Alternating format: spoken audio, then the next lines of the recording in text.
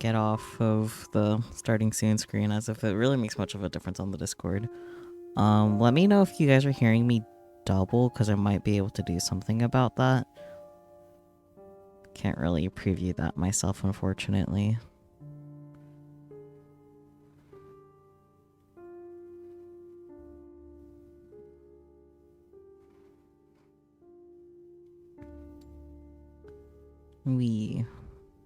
Very exciting, fun times.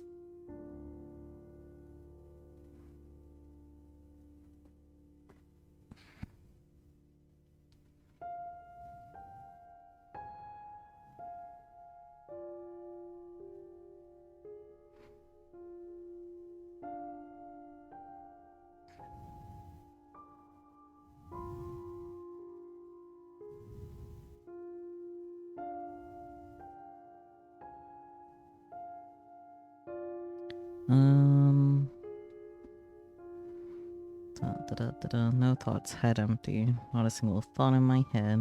Wow.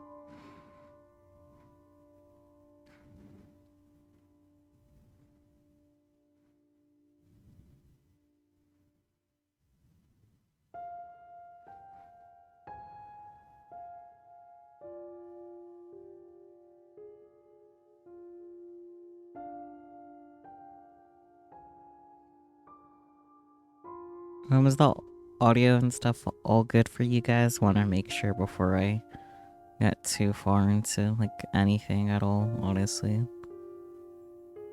Like, hopefully I'm not doubling because I'm, like, a source of audio through OBS. Or, there we go. Your voice has been disconnected because you've been connected at another location.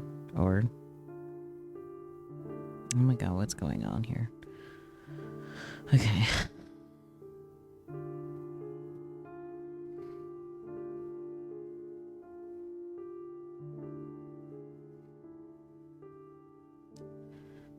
Shenanigans, yay. Everyone's favorite, right? Okay, let's try this again. I am ditching the idea of... God damn it. Okay. Okay, so I can't keep an eye on chat on my phone, but I don't trust my iPad to not keep disconnecting. What a game this is. Okay, can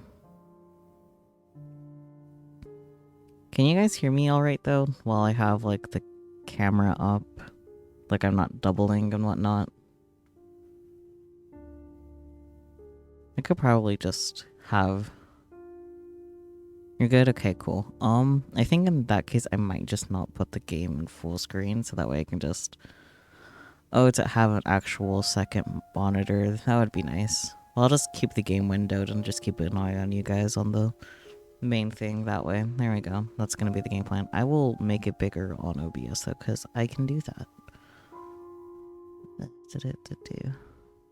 That.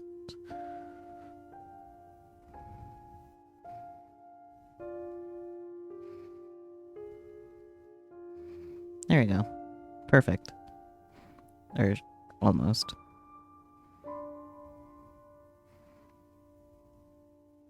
Where's that little red bar from?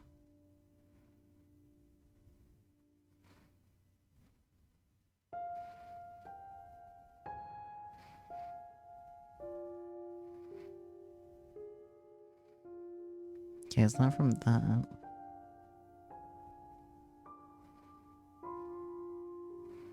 That's gonna bug me for the end of time, but I really have no clue what it is.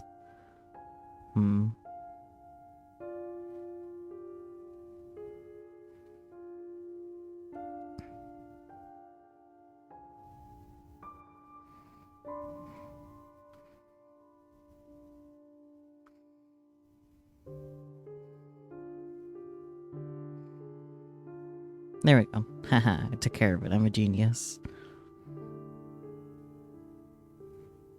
You had the loading screen of death. Oh no. Yay. Okay. Double check. Okay, I am recording on OBS. Cool. That's important.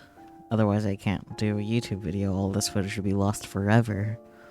But okay, I guess without further ado, we are playing Selene Apoptosis. I don't really know that word at all.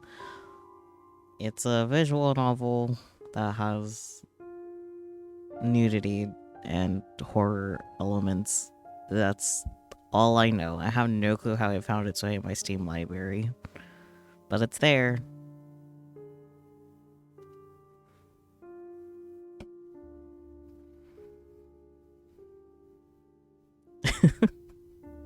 Okay, let's go ahead and start. Let's see what happens.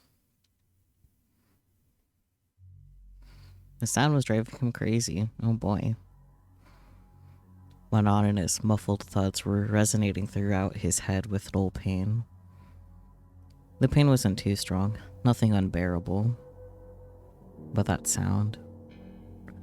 More than anything else, he wanted the sound to just stop. Thud. Nevertheless, the knocking sounds didn't end. That's nice. He knew it well enough because he himself was their origin. Interesting. Thud. Thud. Thud.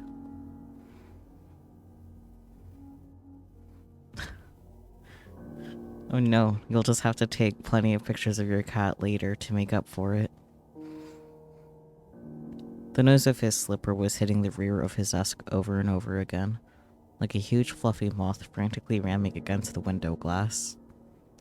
That's interesting, to put it lightly. He wanted plenty of things. He wanted to pay the rent in time this month, not to displease his landlady again. He wanted to finish the script, at least in draft, because a draft is way better than nothing, something one can work with. And he wanted to sleep. No, not quite that. The problem, a serious one, was that he didn't really want to sleep.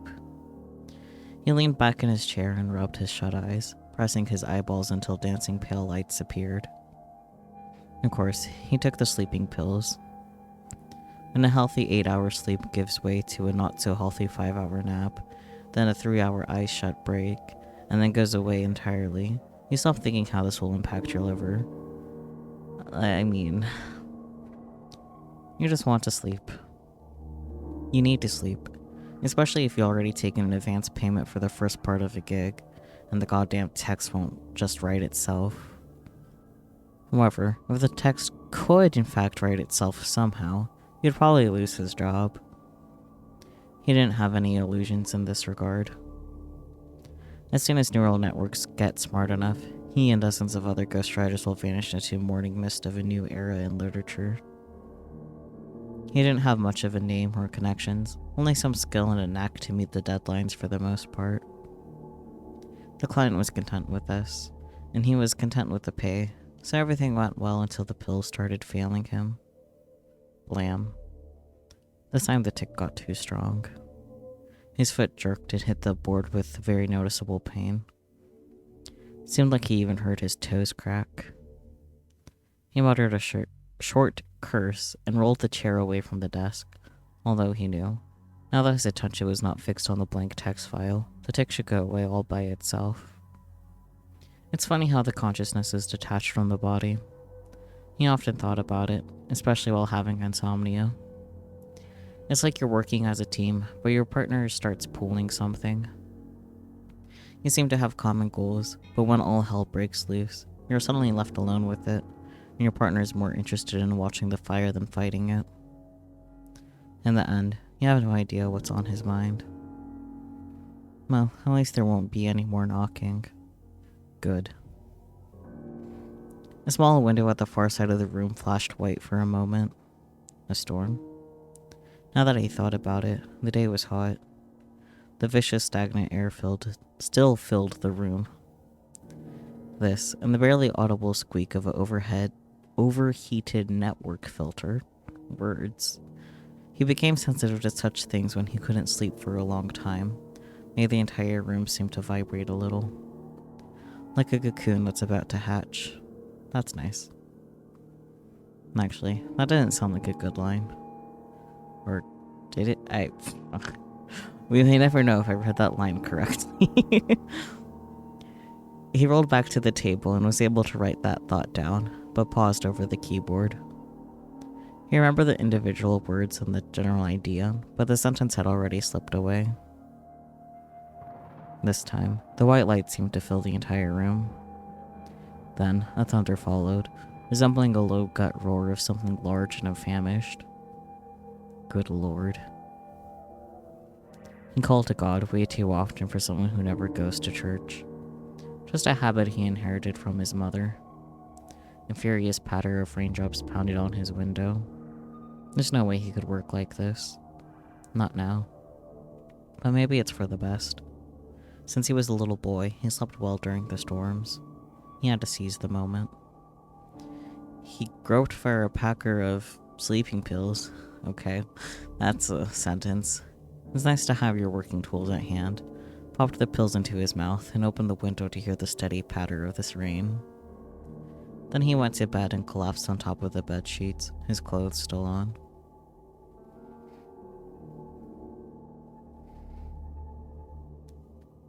He could tell by the sound the water had flooded the window.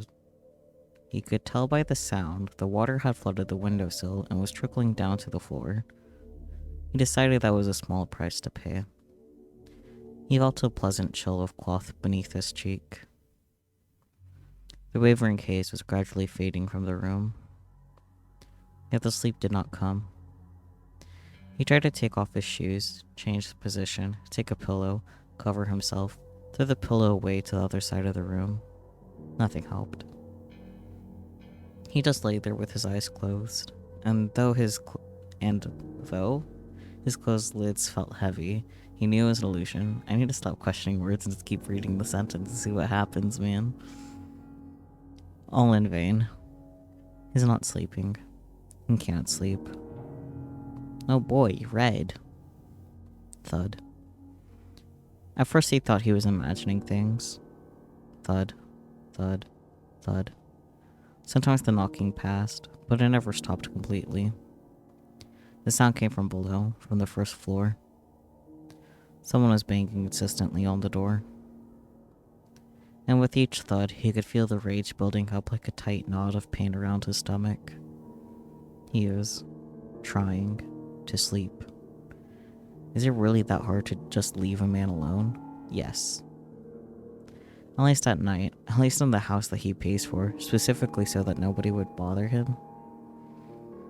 He opened his eyes, easy just as he thought, sprang to his feet and ran down the stairs. Something was boiling inside him. That doesn't sound healthy. Halfway to the door, he took a turn to the cupboard and pulled out an old baseball bat.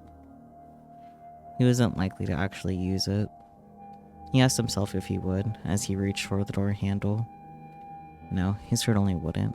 But he's angry, and he wants the night guest to learn it. Ugh. What the hell? The rain was still pouring. The weather was actually getting stronger. As his mother would say, and the floodgates of heaven tore open. His mother used to say a lot of things, as mothers tend to do. That was on the list of reasons why he had to rent this overpriced house where anyone could start banging on the door in the middle of the night. A cat, for example. A meow meow? What the hell? That's not a cat. I mean, cat girl. Yeah. He has the cat ears and the cat tail, but that's a cat girl, not just a cat man. He said it again, this time aloud. A cat was standing on his porch. Okay, we're just insisting that this cat girl is a cat. Okay. She looked like a purebred British short hair in all respects except for the color and the flesh and the being a person. Aside from the smoky gray head, it seemed as if she were dropped into a vat of white paint while her lower part was dipped into a black one. Okay. Weird description. Man, assuming that's a cat. Yeah. I don't know. wet fur clung to her small, rather skinny body, dripping with water. Fur, huh? Okay, I'm gonna stop asking questions. The cat could have probably slipped into the house as soon as the door opened, but instead she froze, as if waiting for the host to say something. Let her in, or should we refuse? I feel like nothing but bad things will happen if we refuse. Well, actually, no, I have bad feelings about both options. I have really bad feelings about both options.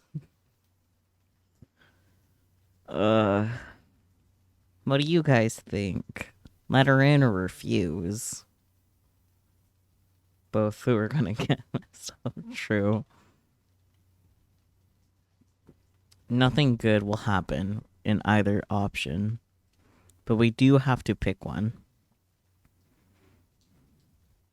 Unfortunately.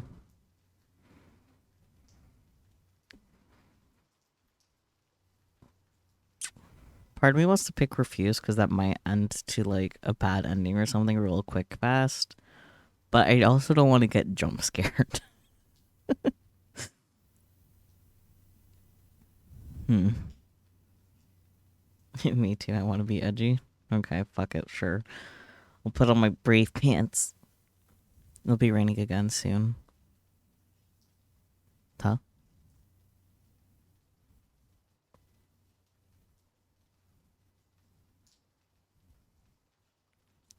Okay, I guess we can't refuse. Well, okay, I'm glad I was wrong about it being a jump. I mean, that was a little bit of a jump scare, but like, I'm not gonna push. Let's just let her in, right? Yeah. It was cold outside, much colder than one might think. He didn't feel angry anymore. He. Alright, come in. He stepped aside, freeing the doorway. The cat didn't move. So, you don't want to, huh? He was about to say fine, then close the door, go back to the second floor, and lie in a suffocating half sleep until morning. But he finally realized what was wrong. He who? He as in him? I am assuming so. The bat? Oh. Yeah, he has a baseball bat. That's not very welcoming to a little meow meow. He threw it away, aiming for the sofa, but missed. The bat clattered on the floorboards. That's nice. The cat followed it into the darkness with her round yellow eyes. The sounds didn't frighten her. He sighed. I won't hurt you. Come in if you want. And the cat raised her eyes at him. For the first time, he actually saw and couldn't help admiring how big and yellow they were. The cat's pupils were also large and incredibly round, like two full moons in an eclipse. Just as he was about to close the door for the second time, the cat murmured something and fluttered into the house, butting him with her wet head as she passed by. So is she like actually a cat proper, but we're for whatever reason seeing a cat girl? What's going on, man? He smiled. Strictly speaking, at this very moment, his line had ended. If the landlady found out, and he was sure she would, he'd have to look for a new place to live. There are plenty of lonely, bored seniors in the neighborhood, he thought. And they all have two hobbies, observing and reporting. The subject and the recipient aren't that important. Well, it's fine. Maybe he'd leave the suburbs. Maybe he'd move to an apartment, since him getting privacy didn't work out anyway. Dog, Jesus. Way to kill the moment, gosh. The rain was getting stronger still. He closed the door.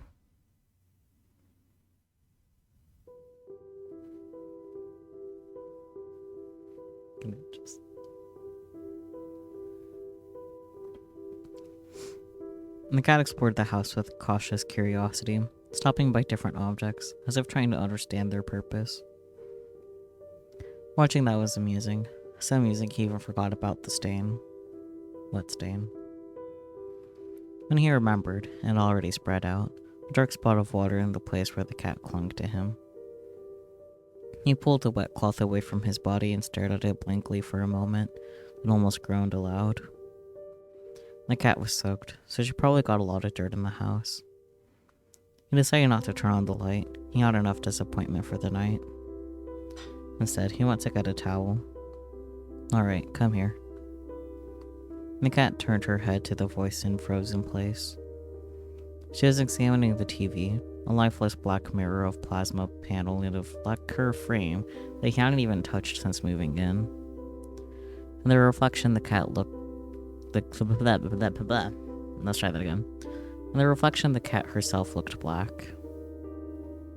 She gave him a long, appraising look, and then, with a sudden eagerness, trotted towards him, deftly avoiding the obstacles. He was surprised. Maybe the cat decided he was more interesting than the TV. Maybe she acted out of respect for her host's will. Anyway, he felt grateful. Finally, someone he can actually negotiate with. A cat. Suddenly he thought how nice it would be to crawl under the blanket with a warm ball of fur. Would surely have helped him to fall asleep. As a child, he had a cat. Gray, huge, brash, immensely ugly, and equally beloved. He often fell asleep hugging him. The cat's name was Timo, and he faded into a June night many years ago. The cat bumped her wet head against him once more. He thought that cats usually shake off the water themselves. Usually, but perhaps not always. Hey, easy there. You're all wet. And the cat looked up at him with her moon-shaped eyes and murmured something again. Do something about it, then. He smiled and got to work. He had to squeeze the fur thoroughly, so the towel soon turned into a wet rag. Should he bathe the cat, or it doesn't matter? Honestly, the spacing in bathe is a little weird, so I, at first glance, thought this is like bath the cat, but that makes no sense. I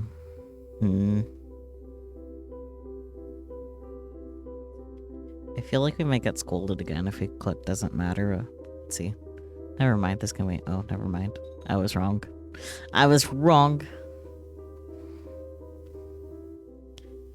Oh well. The cat's fur wasn't very long, but it was fluffy enough to hide her sunken sides.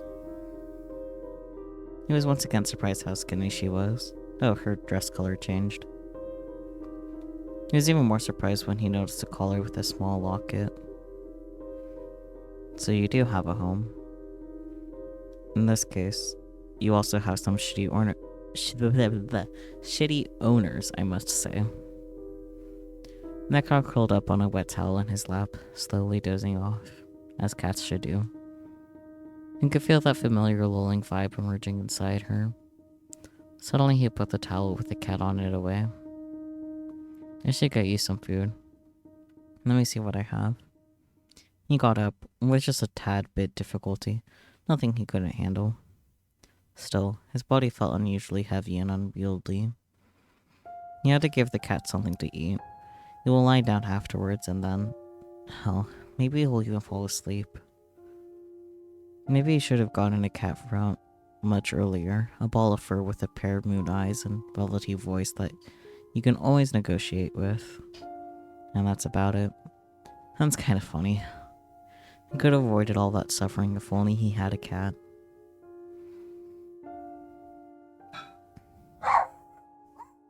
God damn, dog.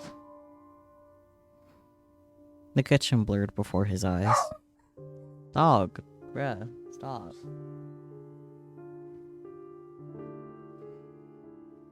Dogs, man. Yeah, the dog has a few words about this. God damn, dude. Bruh. Dog, shut the fuck up. Oy. He got to the refrigerator and opened it, squinting from the light and leaning on the doorway harder than he was supposed to.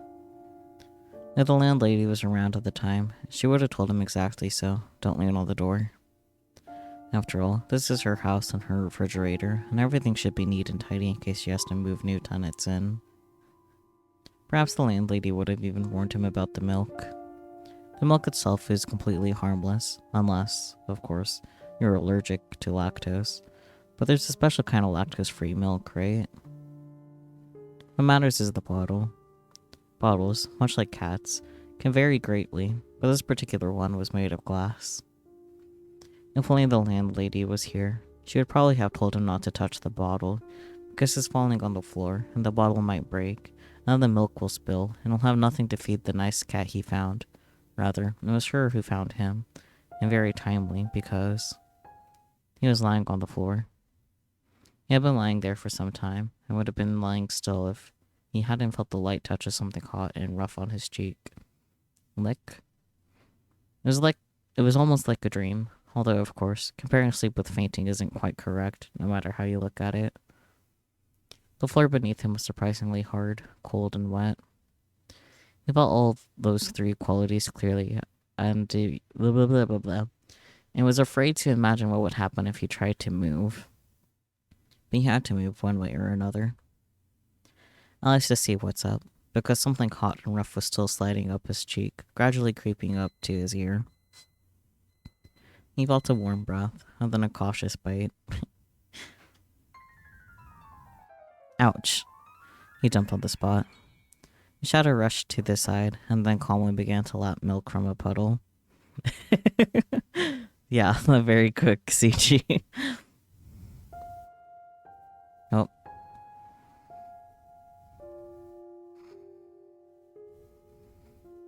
Well. Some cat, huh?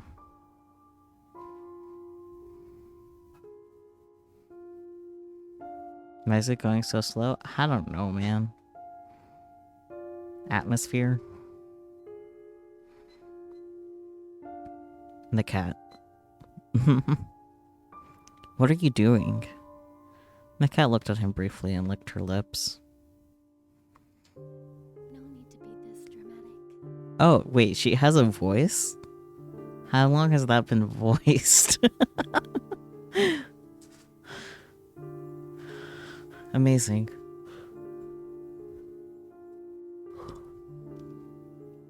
It was in English too, so I guess I don't have to read her lines. Interesting. You were lying around idly, and you're not even a cat, see? Who knows, man? What if I am a cat, huh? Can you prove that I'm not a cat? Besides, you're soaked in milk. Maybe. Well, you're right. I let you down and had to get my punishment. Huh?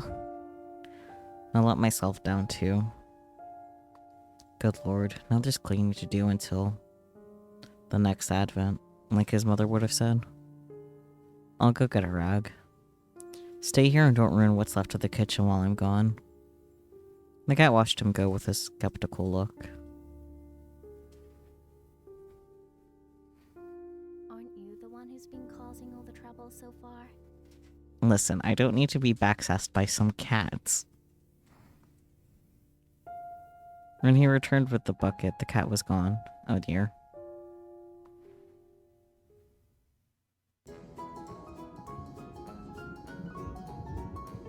The Theater of presents. Okay. How to bake. Redacted. Okay. In the kitchen, something exciting is happening. Oh, hello, sock puppet. Sock puppet. Okay. Take redacted. You'll need a blade. That's nice. Another sock puppet. Did you take the pills? Scratch out the entrails. The Egyptians widely used honey for embalming and preserving food. Later, their recipes were adopted by the Greeks. Also add a teaspoon of apricot jam, a walnut, and a little cinnamon. Cinnamon. Why was that a struggle? Yeah, the guy definitely has issues. What was the first sign? Calling a cat girl a cat? Or... Oh boy. Before baking, put a teaspoon of butter on top of redacted. Uh-huh. Microwave for 5 to 7 minutes at full power. Mm-hmm. Don't listen to them scream. That's nice. Though if you manage to put a head in a microwave, I'm not sure it can really scream. Unless you, like, freshly chopped it off. I'm gonna stop commenting on that. Bon appetit. Oh my.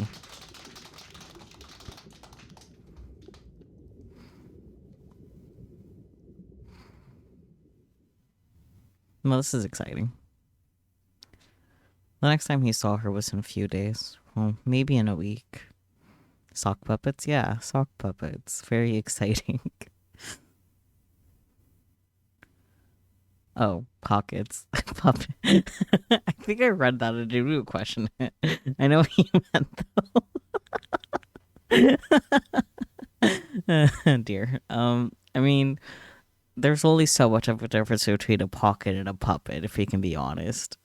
But I'm just gonna move on with my life. He always had a bad sense of time, especially when he was immersed in his work.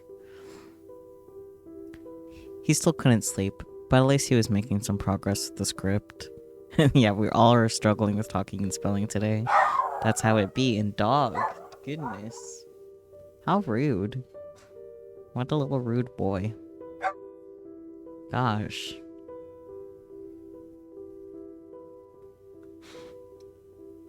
Let us be Delulu, so true. I don't remember if I read this line because the dog distracted me. I'm gonna reread it and be sure. He still couldn't sleep, but at least he was making some progress with the script. It was a narrative game project, as the customer called it, but actually meant do whatever you have to finish it on time. Else forget about the payment. That's nice. And so he did, although he was resentful and that got in the way a lot. The reason of those feelings was the cat. He knew how stupid that was, but he couldn't help it. He forgave her for the bite almost immediately. That wasn't the thing. He was bitter about how the cat ran away, despite him trying his best to take care of her. She was nowhere to be found in the house, so he immediately thought about an open window on the second floor. Maybe he should have closed it. He dwelled on the thought for a while. He even approached the window at some point, but in the end he decided not to do anything about it. He was hoping, and there was no shame in that. It's not the same as you turn up 10 and start eyeing girls. The cat would come back. And she did. He had just settled himself on a sofa with some book. Some was the word, as he couldn't remember a thing from the cover. From the cover. Yeah, I love that one. Even though he read the title several times. The symbols were floating before his eyes, and of course he couldn't make out a word. No wonder, considering he didn't sleep at all. When you think about it, it was surprising he could write in this state. Either way, he was barely following the book, so he wasn't upset at all when a fluffy head butted his hand. Hey, I'm trying to read here. Nope. Hi. You don't seem to be getting anywhere. Listen, let me take my time trying to read, man. It's a struggle sometimes. What does it matter anyways? That's a good question. Why doesn't anything matter though, Miss Cat? Better scratch me right here. Pat the cat achievement. So you're a cat patter, huh? What does that mean? He complied. You were absent for so long. I thought you won't be back. I think that's supposed to be wouldn't be back. Then why didn't you close the window upstairs? There's a big difference between expectations and hopes. Yeah, I learned that well. Why did you leave? Did I do anything wrong? And the cat stayed silent. Bitterness. Happiness. Given what happened last time with the choice, I want to actually think this one through. Bitterness or happiness?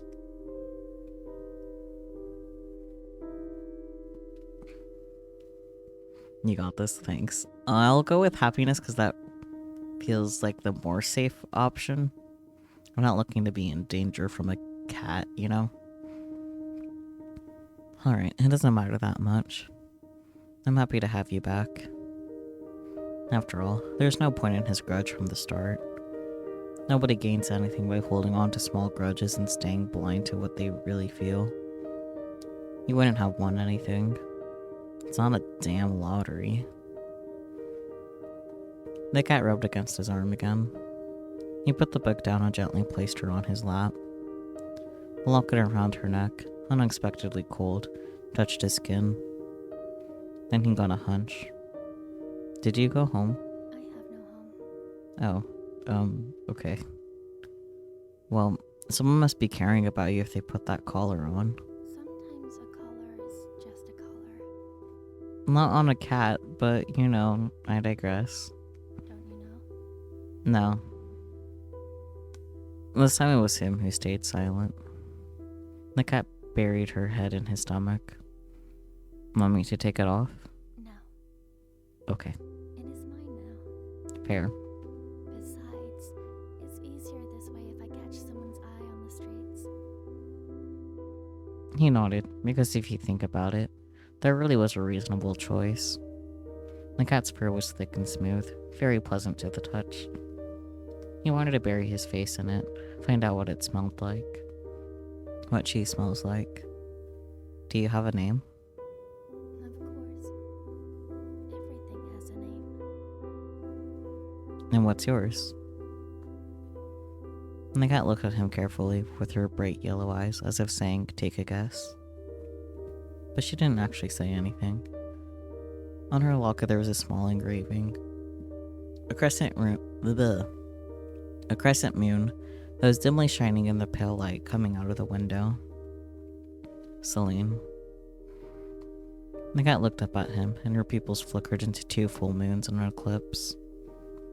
Then she rubbed against his arm one last time and stood up, stretching, arching her back. Don't close the window on the second floor. Okay. They won't. She left, but the name stayed with him, in and around the house. Selene. So hummed the class, white in the moonlight. So whispered the long shadows of the branches outside the window. Focus on the name, or doesn't matter. How crazy do we feel like being? You know what, fuck it. Let's focus on the name and get full crazy. What is Selene? For some reason, the question bothered him. He vaguely remembered. It had something to do with the mythology. Such things never really caught his interest, but fortunately he knew someone he could turn to.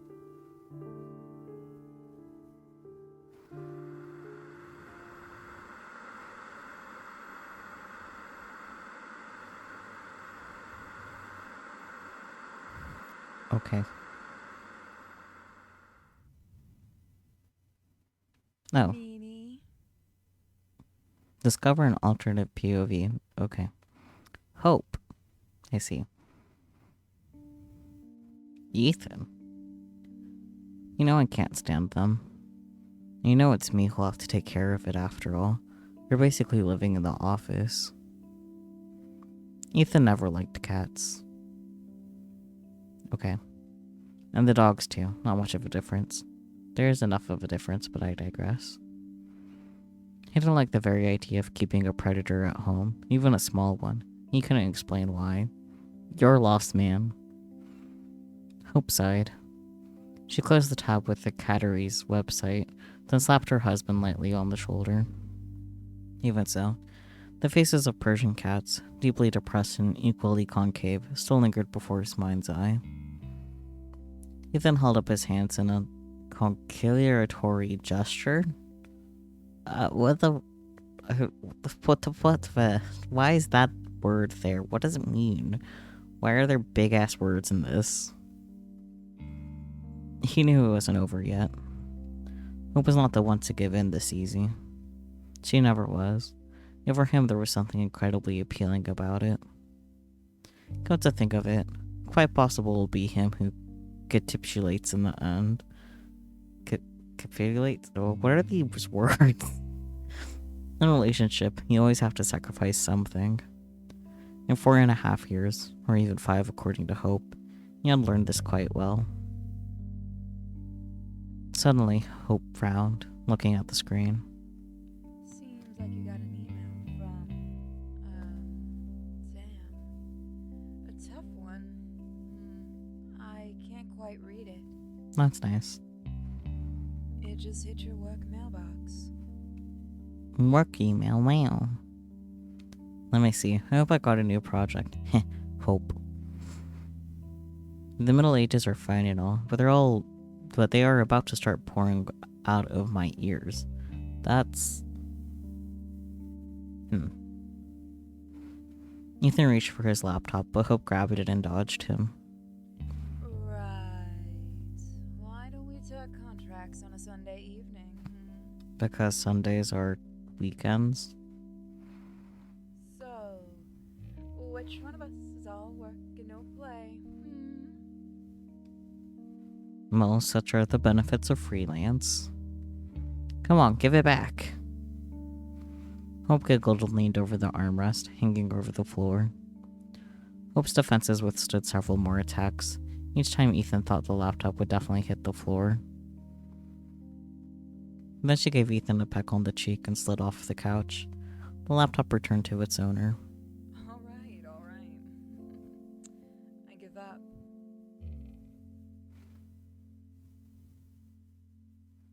Oh, you're not going to read this one yourself, Hope? I see how it is.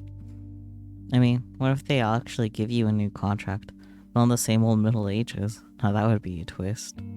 That would be a twist. Yeah, a hilarious one. But there's nothing about the Middle Ages in the letter, not a mention of the payment, too. Ethan read it several times. Leaving the formalities aside, there was but one question in the letter. Ethan, or rather, the part of him that was responsible for finding the accurate answers, got immediately engaged by the wording. Oh. What is Selene? Ah, I see. Ethan rolled that question around in his mouth, as if tasting it. At a glance, the answer was simple. You like how she seems nice? I don't trust anything or I don't trust anything or anyone in this game. At a glance, the answer was simple. Ethan's real passion was the early Renaissance, but he was a history consultant after all. At least he liked to think of himself that way. The agency was paying him for a reason. He needed no research to tell that Selene was the goddess of the moon in the ancient Greece. In the ancient Greece, okay. The question, however, seemed to be way more intricate in its nature. Yeah, there goes the dog again. I'll give the dog a moment.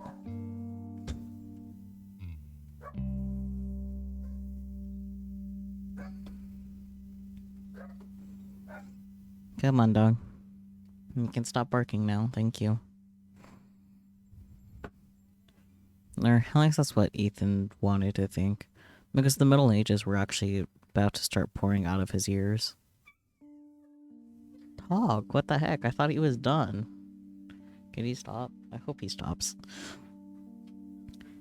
He was always diving into his work completely, and living in an age where madness, curse, and death are contagious in an exhausting trial. He needed some distraction. Of course, he had a part-time job with his online courses, but the platform where he lectured wasn't planning anything new just yet. All in all, the request looked interesting, if not for one small matter. The payment. Or rather, the lack thereof. Ethan hesitated. The sender's name seemed familiar. He searched the email address and found out that they already worked together on a couple of texts. Both times, his efforts were duly paid for by the agency. Ethan never worked for free. It wasn't his principle, but rather a matter of necessity. The problem here was the fact that Ethan loved what he was doing too much, And if you're trying to make money from what you love, that's a slippery slope. A free service there, an unpaid consultation here, and then you go back to splitting the sheep protectors, say 8 hours a day, watching your dreams rust away. Besides, Ethan didn't want to let Hope down. Of course, she supported him when he decided to go freelance, but Ethan never wanted to take advantage of that. No, that won't do.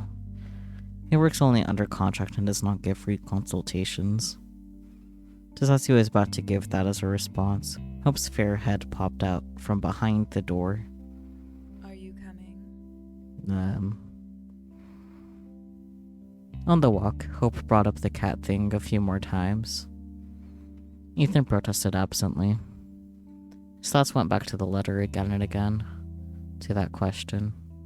The more he thought about it, the more he wanted to find the answer. It was no longer a matter of helping an acquaintance whose name Ethan immediately forgot. No. It was Ethan himself who needed a little help with the distraction and an answer. That was a weird thing to do, but Ethan waited until Hope was fast asleep. Only then did he sneak over to his laptop to write a response. Certainly he had no real answer as of yet. He threw in a few dozen polite words, the general meaning of which was he had taken up the case. Then he clicked send. When Ethan returned to bed, Hope was still breathing slow and deep. He listened to her breath for a while, trying not to think that he had broken his own rule. After all, he really needed a distraction. No matter the strength of your affection, sooner or later you will want to take a break. It was another thing that he had learned over the past 4.5 years. If Ethan had to point out when things started to be off, he would say it was on Saturday. That is, about a week after the first letter. But this, of course, wouldn't be accurate. Those weird things started happening almost immediately after he pressed the send button. The first night he saw a room in his dreams. That's nice. A chipped white ceiling and similarly rough walls lit with fluorescent lamps. Ethan couldn't see the lamps themselves, but he recognized the cold, shimmering light.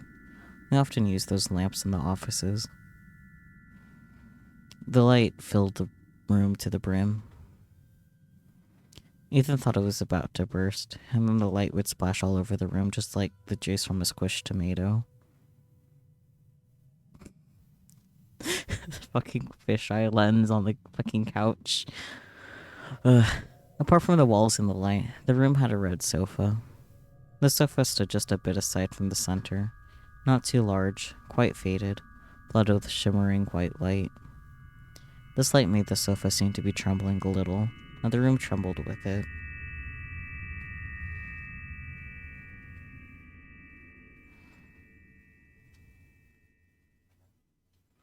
Suddenly, Nathan thought it would be way better if the sofa was standing right in the middle. Then he felt something on his temple. A touch. He had to flinch, scream, stumble to the side. Yet he couldn't. He was paralyzed. Only his eyes could move, and they desperately tried to reach beyond his field of vision, where something was touching his temple. He then felt a faint flow of air as if someone was whispering in his ear. He did hear the whisper, just one word. Ethan no longer remembered what the word was when he jumped up in his bed, gasping for air. Hope muttered something in her sleep and turned to the other side. It took a long time to get back to sleep, but by morning, Ethan did pass out, and when he woke up, the dream wiped out of his mind pretty quick. The task at hand interested him much more than some muck spilling out of his subconscious. He was thinking about the task while he was chewing on the morning toast, driving to the bank, and all the way back. It was just like a Christmas present waiting for its time in the closet. The more you tell yourself you shouldn't think about it, the more you do. At home, Ethan tried to stick to his plan, working on the project he was paid for. but ended up sitting over a single report for several hours and couldn't squeeze out a letter. To hell with it. After all, he was almost done with his current project. It wouldn't be much of a problem if he presented the result a bit later on, would it? Besides, it was really time for him to get a breather. One can't be spending so much time in a world where madness, curse, and death are contagious. To hell with it. Ethan thought as he closed the files of the project he was paid for. There was plenty of information, but Ethan knew he would not get an answer right away. The accurate answers, just like the precious pearls, lay at great depths. He had to go down to the very bottom. Ethan was not afraid. He had done it many times. His counterpart might have to wait for a week or so, but Ethan knew he'll manage to crack the riddle. I liked that. That was nice. What he didn't know is what else could be found at those great depths. And at some point in this investigation, things started happening. He started hearing sparse phrases, even though he never turned on TV or radio, and Hope wasn't even at home. When he sat in front of the screen, once again trying to connect the dots in his research, you could feel someone looking at the back of his head. When he turned around, of course, there was no one in the room. Eventually he taught himself not to turn around. He just got angry, pushing fingers into his temples when the familiar feeling appeared again.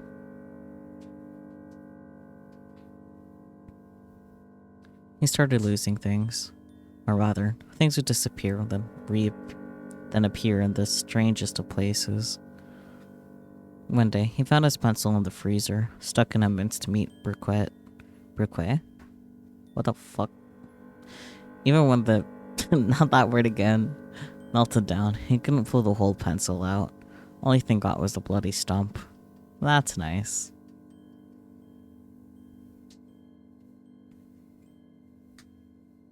At this point, he could stop and think of it, but got distracted by the coffee maker and mindlessly shoved the stump into the trash bin.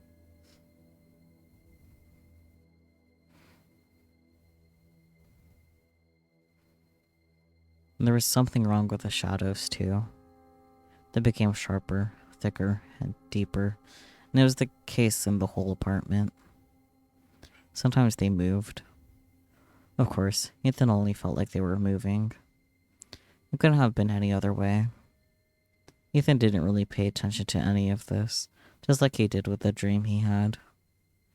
All of that seemed very familiar, as he already experienced similar things during the periods of intense work, when his nervous system was exhausted by the workload. There was always a rational explanation: the stress, or those new, much more environmentally friendly light bulbs that Hope had installed all around the apartment. Besides, it's so easy to dismiss this sort of things when you're deeply invested into something. And this question really got Ethan involved. I can read. Every time he seemed to get it right, his thought went off. Like he was climbing a rock, but a safe ledge suddenly turned slippery. The next thing he knew, he's at the bottom again. He never faced anything like that during his previous research. There were times he had to spend weeks or months looking for the right answers. Those were the tricky cases, but at least he could always tell how his research is progressing. This time, he was stumbling in his tracks without knowing why, and that was all he could tell. The week was over, but he still had nothing to send back to his contact. In his reply, Ethan asked a couple of questions, not that he was really interested, just as a courtesy. And that's how the surprisingly exciting email conversation started. With this, Ethan's contact grew to be something more, something of a friend, maybe. He never asked how Ethan's work was progressing. It was the question Ethan asked himself, and the answer was never good for him.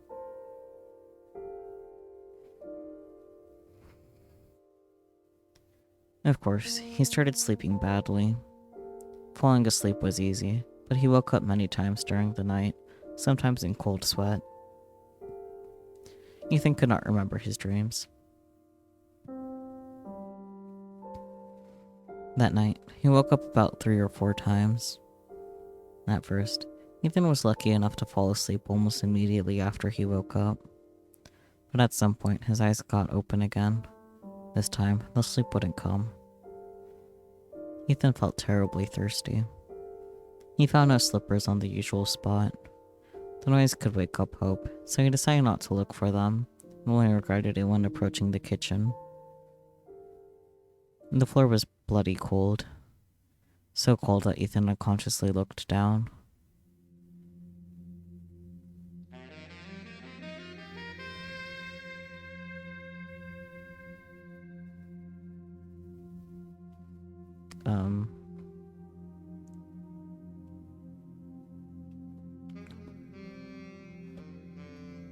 What's happening?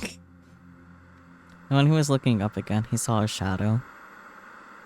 No doubt that shadow belonged to a woman. A naked woman. Ethan could clearly see the points of her nipples as the shadow turned around. No wonder, it's freezing cold here. The shadow moved slowly along the wall, floating a rectangular pool filled with moonlight. She was dancing. She was dancing, and the humming silence in Ethan's ears was her music. Ethan was watching her, unable to move. He was paralyzed, just like back then in his dream. But he did not remember it. At that moment, he didn't remember anything at all. Couldn't think about anything at all.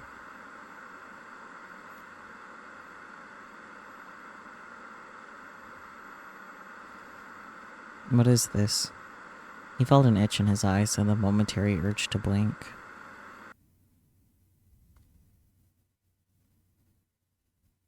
Hi, Spooky. Welcome on in. How's it going? For a fraction of a second, he could only see the thick, viscous darkness. And when he opened his eyes again, there was no shadow anymore. Tired. That checks out. The glowing rectangle shifted its place and now lay on the kitchen floor at Ethan's feet. He could see the cold white light flowing into the seams between the tiles on the floor. For some reason, he took a deep breath and then stepped forward into the rectangle of light. Nothing happened. And what was supposed to happen? What did he really see? Did he really see anything? He walked deeper into the room, much bolder, grabbed the decanter and started drinking big, greedy sips. Water streamed down his chin and chest, hitting the tiles on the floor and poured into the grooves of the seams. No, that wasn't a delusion. The kitchen was completely empty, and the floor felt warm again, and yet it wasn't a delusion. And all of this was begging for a rational explanation. That's why Ethan decided he should talk to Hope in the morning. Something changed. Wait. TV program.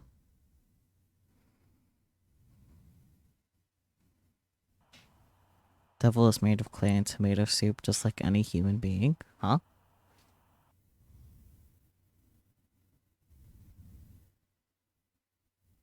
What does that mean? Interview with the devil. It's getting late and then I come. She serves tomato soup. She used to serve other things, but not anymore.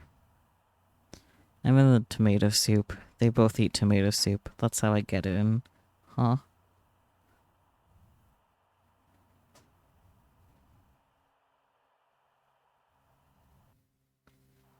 What is this? The Midnight TV made in its talk show Interview with the Devil. 269. Very nice.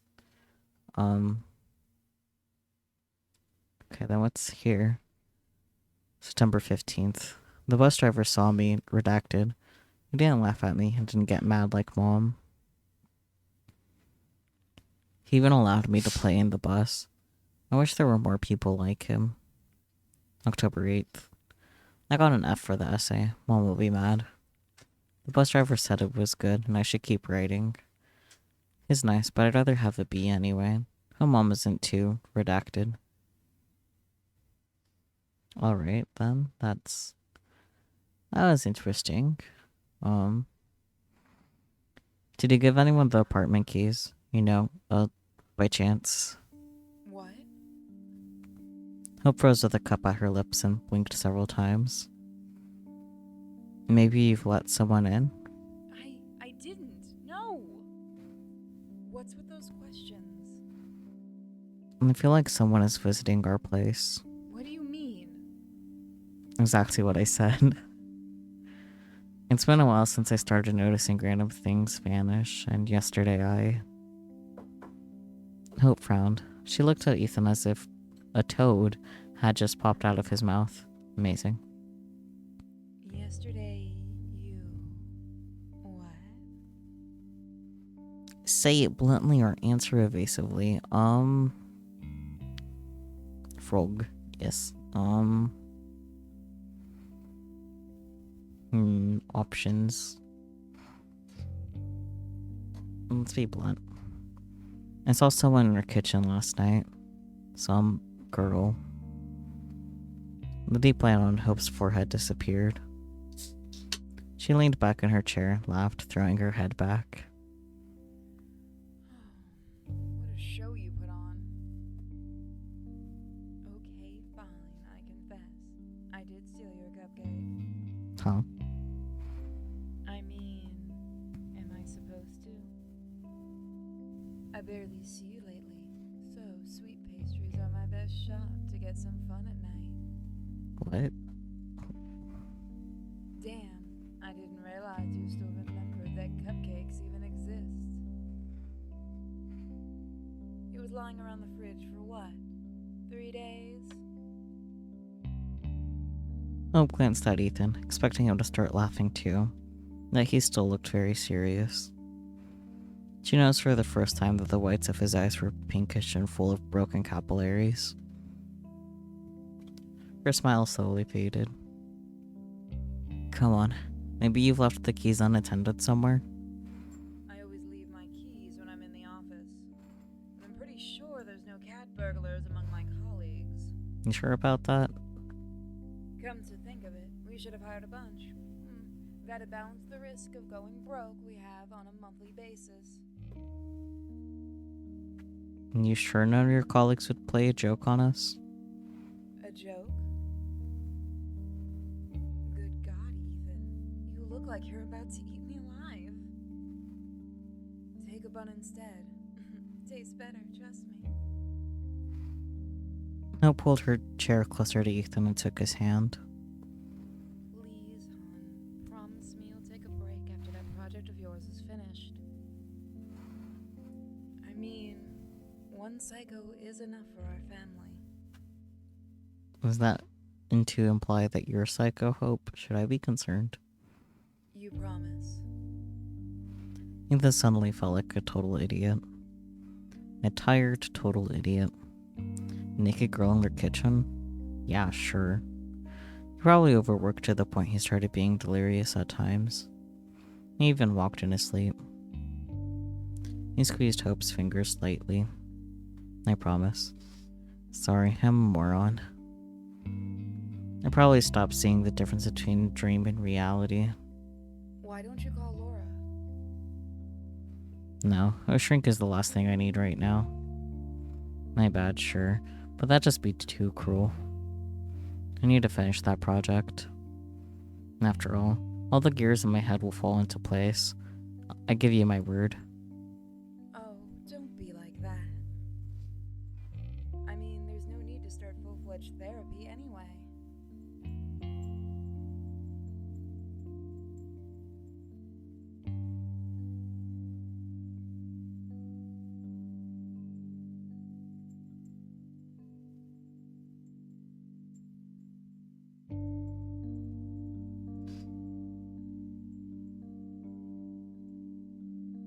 Sorry for the long pause, I'm pretty sure the cat is eating a bug. Yeah, I'm pretty sure he's eating a bug, okay.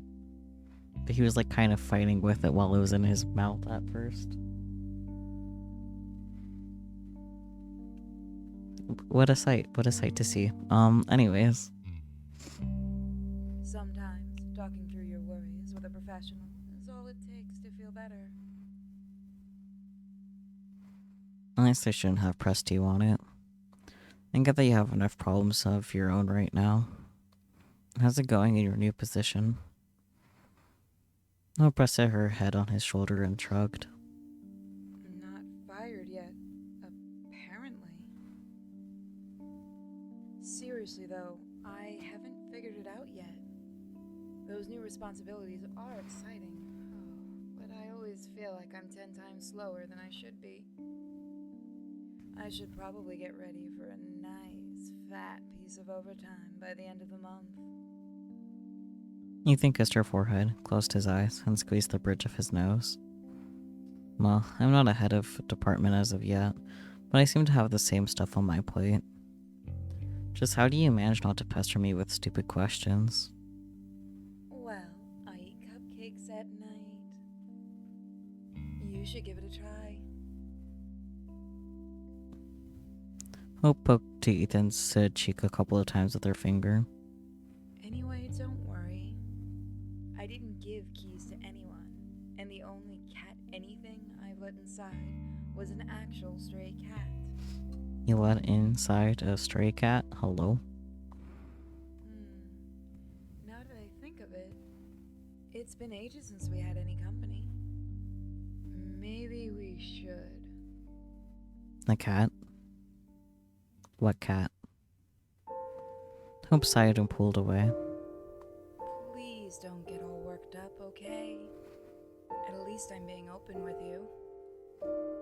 Don't worry, she didn't wander around. Was she dancing around in the kitchen, though? Hope, we've talked this over already. We've talked over what? The fact that what I want doesn't really matter. Damn it, Hope. This is my apartment and And you're staying here alone now? Hope finished her tea in a couple of gulps. I have to go to the office. She stopped at the door, not turning around. Sorry about the cat. She was really skinny, and I felt sorry for her. I also feel sorry for myself, Ethan, because I'm lonely. Really lonely. This time, Ethan felt like an angry idiot. He got up from the table and reached for Hope. Hope, Don't. I'll start crying. It'll take time. And I don't have any to spare right now.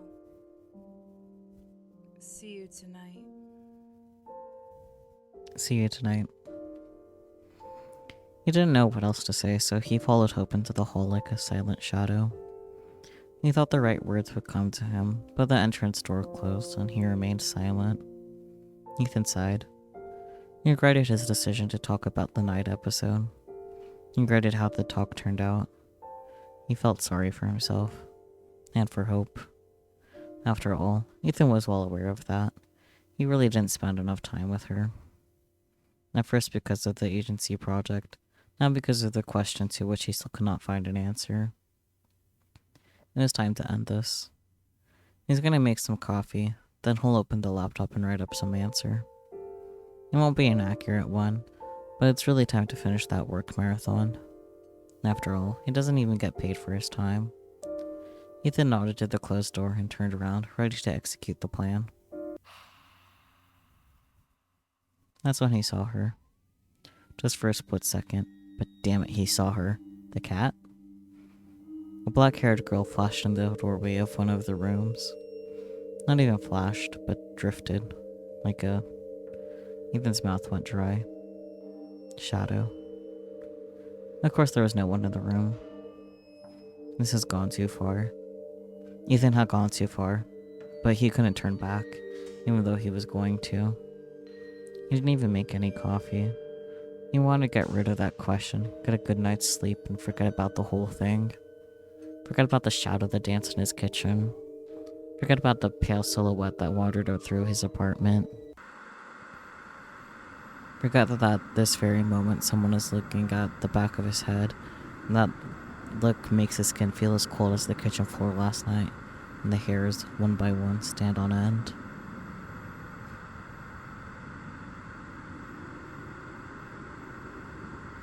Ethan clenched his teeth, not with anger, but with some new emotion he couldn't name. Oh. I heard sirens, and now I'm seeing the lights for, I think a fire truck? That's nice.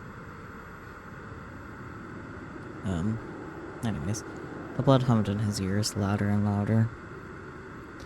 It'll all be over after he writes the letter. It'll be over. He opened his laptop, his hands were shaking a little, and was putting his fingers over the keyboard when his cell phone rang. Ethan flinched. He stared blankly for a few seconds as the vibrating rectangle of glass and plastic crawled across the table. Do not answer. Don't do it. Suddenly, he grabbed the phone and pushed the accept button. Ethan himself didn't know how that happened. He just did it, that's all. The phone pressed tight against his ear. He waited for a hoarse, gurgling sound to call his name and tell him to look behind. Or what is supposed to happen in cases like this? Ethan?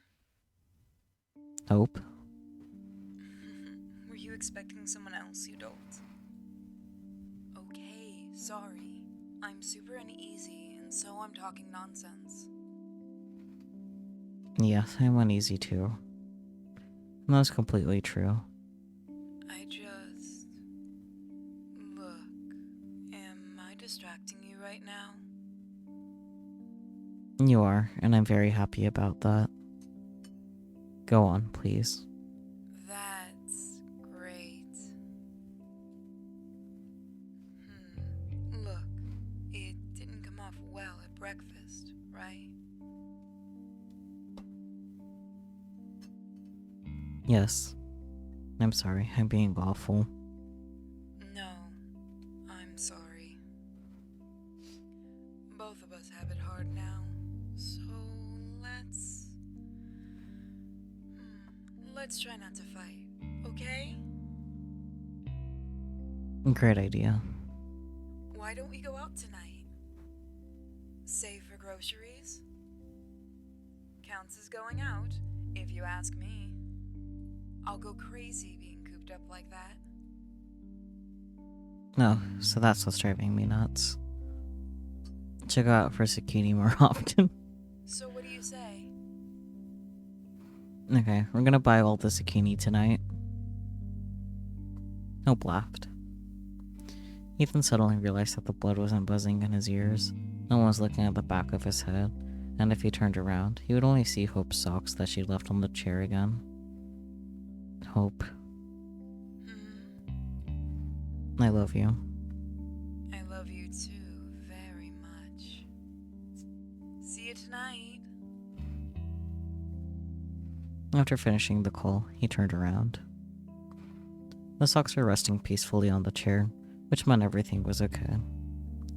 He went back to the mail and only then noticed several new letters.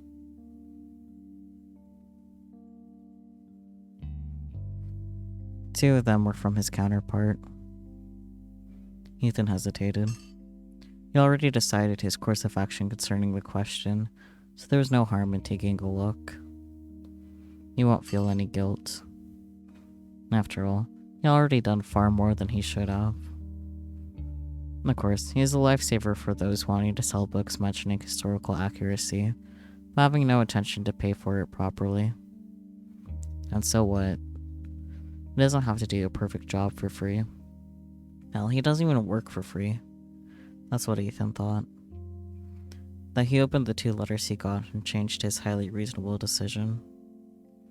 His counterpart was asking how soon he would get an answer. So, this happened, after all. The tone was very polite and apologetic. He wasn't expecting anything, but he really, really needed the help of someone competent. According to the emails, he wasn't doing very well. The poor man had been suffering from insomnia for an insane amount of time. It seems that he, too, began imagining things. It was as if Ethan saw himself from the outside. He suddenly felt very sorry for his acquaintance. Of course, he had begun to feel sorry for him earlier, Now Ethan felt a sharp, bitter pity. He realized that if he helps his acquaintance, he will help himself, but if he steps back now, what is the value of a specialist who is afraid of a little challenge? As Hope once said, the career ladder is made of thorn. Of course, he no longer worked in the office, but professional growth requires twice as much effort if you're self-employed. So true! And besides, Ethan had Hope. Hope, who never gives in so easily, forgets her socks on the chair. Hope, who loves him very much. Hope, who will go to the store with him tonight, because being cooped up like that can drive one crazy. This must be what be happening to his acquaintance right now. Ethan had to help him.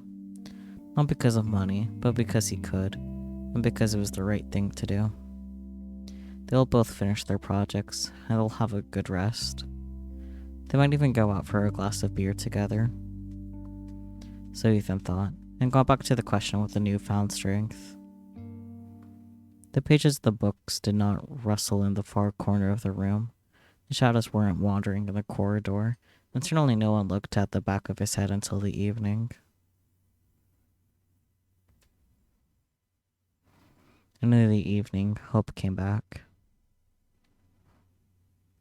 Hope looked up from her magazine and leaned over the armrest. You had a call from the agency? Ethan just got back from the shower.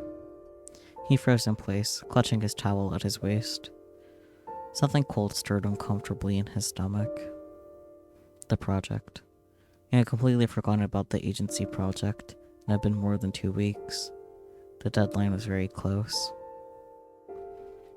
He started for the phone, but Hope just waved her hand lazily.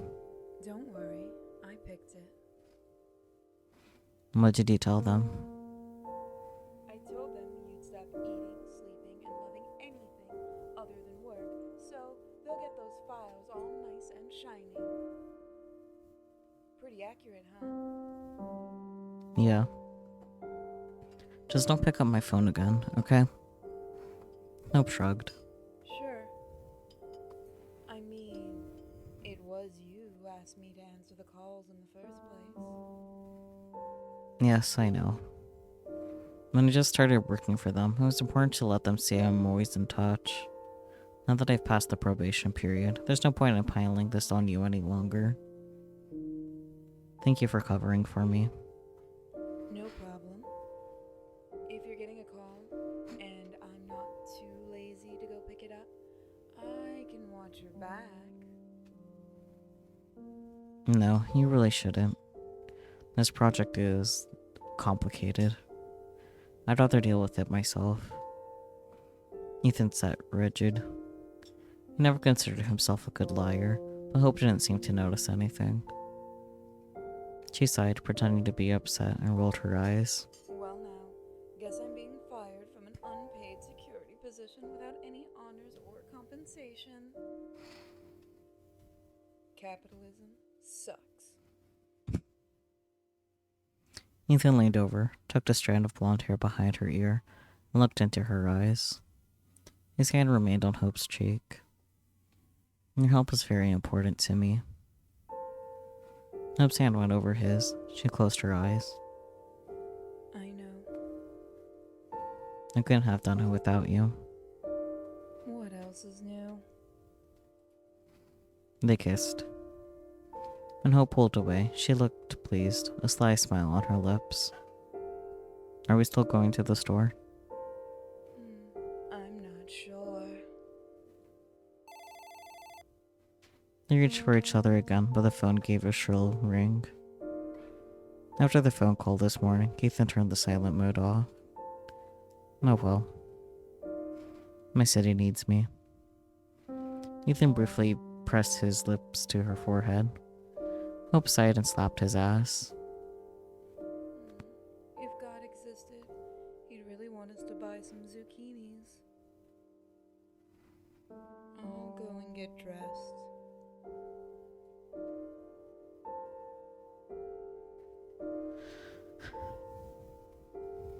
And the call was from the agency. They needed more details and dates. Ethan went out into the hallway and tried to make it sound as plausible as he could. Yes, he understands that the deadline is very close. No, there is no serious hitches in the work. Yes, he'll send everything on time. When the call finally ended, Ethan's neck and face were flushed by this time. He was a lousy liar, after all. Ethan had to catch his breath. When he returned to the room, Hope was reaching for his laptop. Hang on a sec. Spooky didn't turn off the fucking lights.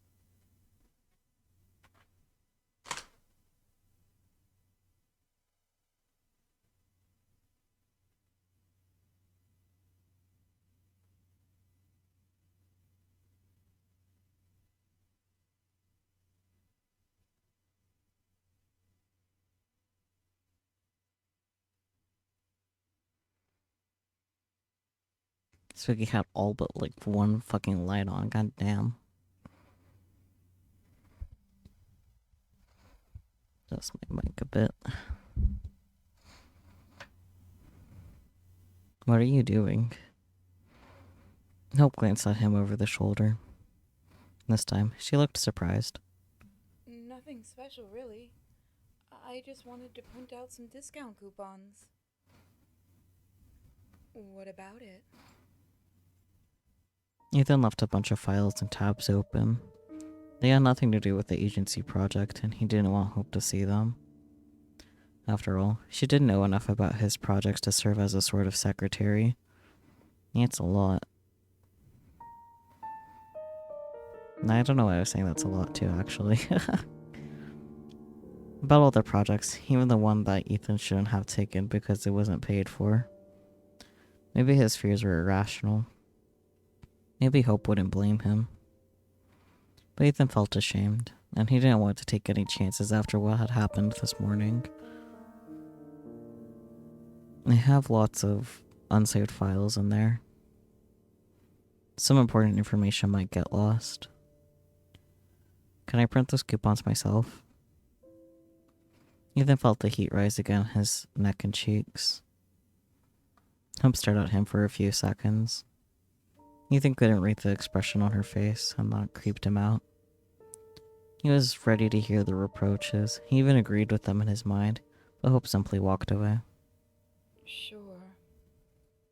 I'll send them to your mail.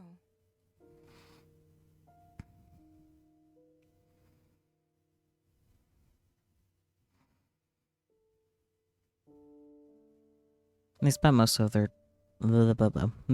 the way to this tour in tense silence.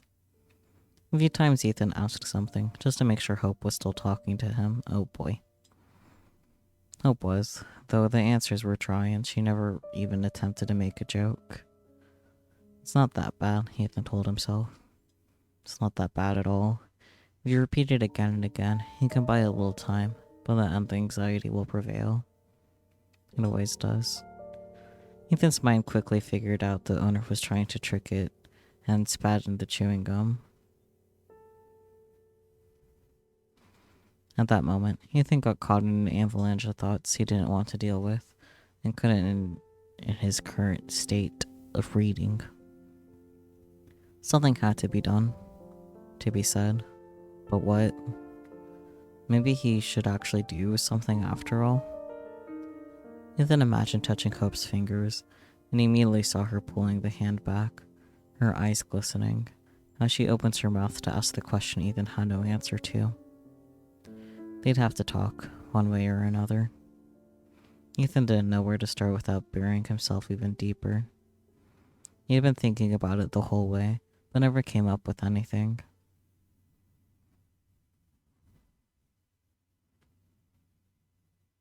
In the huge supermarket on the next block, a place they had long dubbed the store, was bustling with life, despite the rather late hour.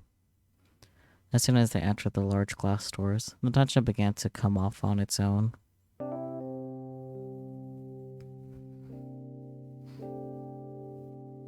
The carts were scarce, but Ethan got them one in exchange for a coupon. Hope gave him a thumbs up with not bad at all expression on her face. Hope enthusiastically presented a huge, colorful, utterly ludicrous mug. Ethan immediately agreed that they had to buy it. They tried to find a pair for the mug, but a brooding supermarket employee said it was the last one. They were a little disappointed, but, well, at least that was something. Looking for the mug was the thing that finally did the trick. Now they were huddled together, looking for their favorite treats, and arguing about which breakfast cereals are the best. And that's how it was until they reached the meat department. I'll go pick something out before it's all cleared. Hope nodded absently. She was stuck at one of the big fridges in the middle of the hall. Okay. I'll be waiting for you here. The meat shelves were half empty, as usual at this hour. Ethan was hoping to find a steak or some minced meat. However, he soon forgot about both.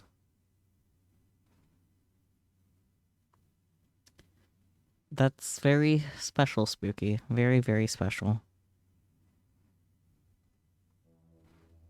Is it that damn cat again? There was a girl standing by one of the shelves. Ethan couldn't see her face, only her pale back under a white dress with thin straps, and also her disheveled dark hair. Ethan's cheek was strung with cold, as if his face was lying on the shelf in one of those refrigerated display cases. Just between the pork ribs and a lone ribeye in a black polystyrene foam tray. Is that her? Ethan took a few uncertain steps forward. Then he backed away, almost knocking over a nice old lady who couldn't even muster an apology. Grabbed the first thing that came to hand and turned around to the nearest row of shelves. He tried not to run, because it would have looked too stupid, Ethan explained to himself as he reached the end of the row and peered around the corner. The girl was still picking out meat. Isn't what you're supposed Isn't what you're doing now stupid too? For sure it is, Ethan agreed with himself. The cold no longer burned his cheek on the girl. The girl seemed quite ordinary. Except she was dressed too lightly for the current weather. That still wasn't considered a crime in any of the states. Ethan smiled to his own thoughts. Generally speaking, the girl was rather attractive, and her light clothing allowed one to fully appreciate it. Her thin waist, passing into a seductive curve of her hips, and beneath the folds of white fabric, one could make out her rounded buttocks. That's nice. Fun. What? I was asking, broccoli or Brussels sprouts? Hope stood still with two colorful plastic bags in her hands, looking at Ethan questioningly. He blinked several times, squinting as if he had just stepped into the bright light from the darkened room. When did he get back to Hope? Why was he holding a bottle of Thousand Islands dressing? I don't know. He was a little dizzy. Are you alright? Yeah. No, you're not, dude. Yeah, never mind. Okay. I'll try rewriting that because of the fucking on there. Goddamn. Yeah, never mind. I'm sorry. I was just lost in thought. I'll try not to look in the direction Ethan had been focusing on for so long. She really tried, but sometimes trying isn't enough, no matter how much effort you put in. At that very moment, the dark-haired girl's light white dress was floating away from the meat shelves. She must have finally made her choice. I see. For a moment, Ethan thought both colorful plastic bags were about to slap him in the face. Would have been deserved. But Hope just smiled and tossed the bags into the cart. She just sees a cat, doesn't she?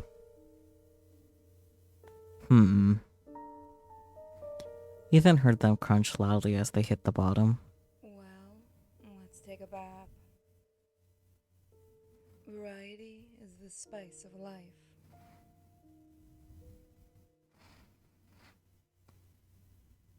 What is a man without his zucchini? What is that? What is that supposed to mean? Little achievements. They haven't bought any zucchini. Shameful. The night he had another dream about the White Room.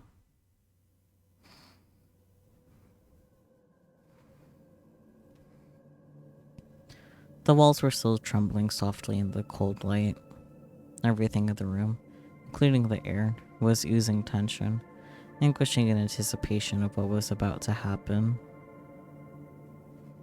And something was really about to happen, no doubt about it. Ethan suddenly realized he was looking at the room from an odd angle.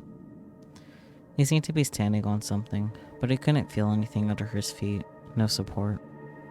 He tried to look down, but only saw the shimmering air. He had no legs, and nothing above the missing legs. As if he was not there. Or rather, he was the shimmering air, the chipped ceiling and the walls that were still trembling. He was the red sofa standing a little away from the center, and a couple of unremarkable white doors on opposite walls of the room that were not there the last time.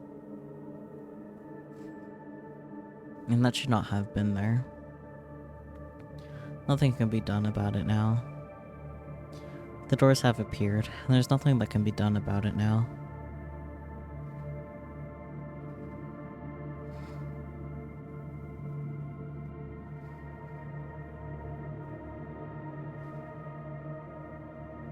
The light grew dim, now pulsating noticeably. It was still emanating from the room in its entirety, reflecting from the white walls, but most of all, with a twin bra on the wall between two doors that were not supposed to be. Twin bra?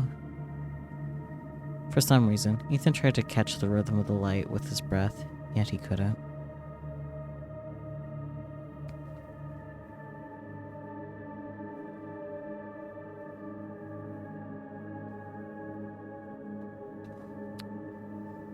There were two figures sitting on the sofa. One fair, the other dark. The dark one came into the room through one of the doors, but Ethan couldn't guess which one. The fair one was Hope. Hope, what are you doing here? You can't be here. You have to leave right now or something will happen. The pulse of light became faster. The dark one moved towards Hope and tucked a blonde strand behind her ear. Everything was happening very slowly, as if underwater. There was something odd about the dark one. She's a cat. Something about her was wrong, but Ethan couldn't guess what. She's a cat. She leaned towards Hope's ear and covered her mouth with her hand, and Hope leaned towards her and listened very carefully, as if they had a mutual secret amongst themselves. Something was about to happen. They both looked at Ethan, even though Ethan wasn't here, or rather he was nowhere, because no white room ever existed. Then one of them smiled. The dark one's finger slid down Hope's chin, a soft rounded line. They were no longer looking at Ethan, only at each other, very closely, and were slowly inhaling the light. Oh my. The dark one stroked Hope's cheek, and there was no light left between their ajar lips as they collided. Ethan saw drops of saliva glistening on their lips. The dark one licked her lips and raised her tongue to make space for a long black snake as it got out of her mouth. Huh? The snake swayed, tasted the air with its own tongue, and reached out to Hope. Hope closed her eyes. Now the snake was stroking her cheek, long and black, over and over again in a spiral, always in a spiral. Wait, is it her, tail? Because she's a cat, after all. I don't know what's going on, man. Hope reached for the band that covered her eyes, and the dark girl reached for her hand, and their fingers intertwined and the light between their lips melted, as it always happens at sunset. Blah, blah, blah, blah, blah, as it always happens at sunset. Yet there was no snake. It was just a black ribbon, and a poisonous ribbon, covered in scales. The pulse of the room became faster. One of the lamps came into an eclipse. She has a number of faces. That's a clue. The bodies of the two girls merged on the red sofa, and his own flesh was shaking and shrinking. Ligaments, valves, bones, vessels in places where they came very close to the shabby red upholstery. His heart rate became faster, faster, faster, and then something happened. Ethan woke up. His breath was bubbling in his throat. Enjoying it, sofa weight. The ceiling above him was flaring with immeasurable darkness, and down below his stomach he felt a searing heat. The heat was so intense Ethan had to sneak into the bathroom, and as his old man used to say, he had to squeeze it off. And also speaking, I will say it is on streamer mode, so if there's any like censorship, that's probably why. Like, I'm not saying that there's necessarily anything that was supposed to be shown in that scene, but if there was, it is on streamer mode. So I'm pretty sure the game's free on Steam if you want to view it not on streamer mode.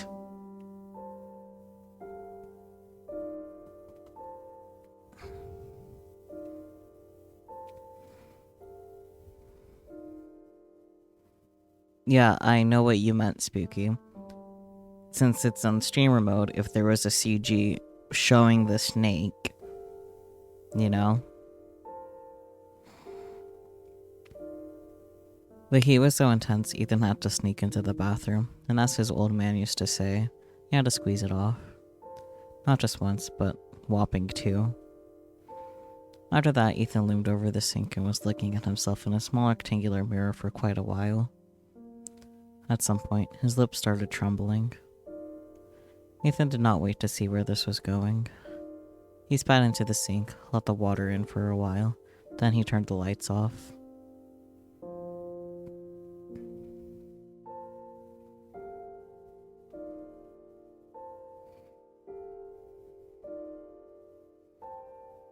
Ethan didn't want morning to come. Something's changed, oh boy. What's here now with the tomato soup? The devil's in the tomato soup. How to make the tomato soup? Oh boy. Let's find out how to make the tomato soup. Oh. She got lost. It's legal, but it's painful still. Till it comes in for the little cracks they don't tell you at school. Okay. No time to cook? We've got an answer on the shelf. Tomato soup. Made with fresh tomatoes and... I wish you'd never been born. I mean... Well, that's very nice.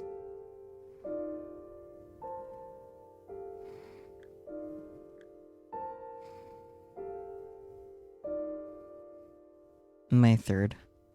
Mom is acting funny, and smells funny too. She says she loves me all the time, but I'm a little bit redacted when she's like that. February 13th. An awful day. I was crazy scared for Mom.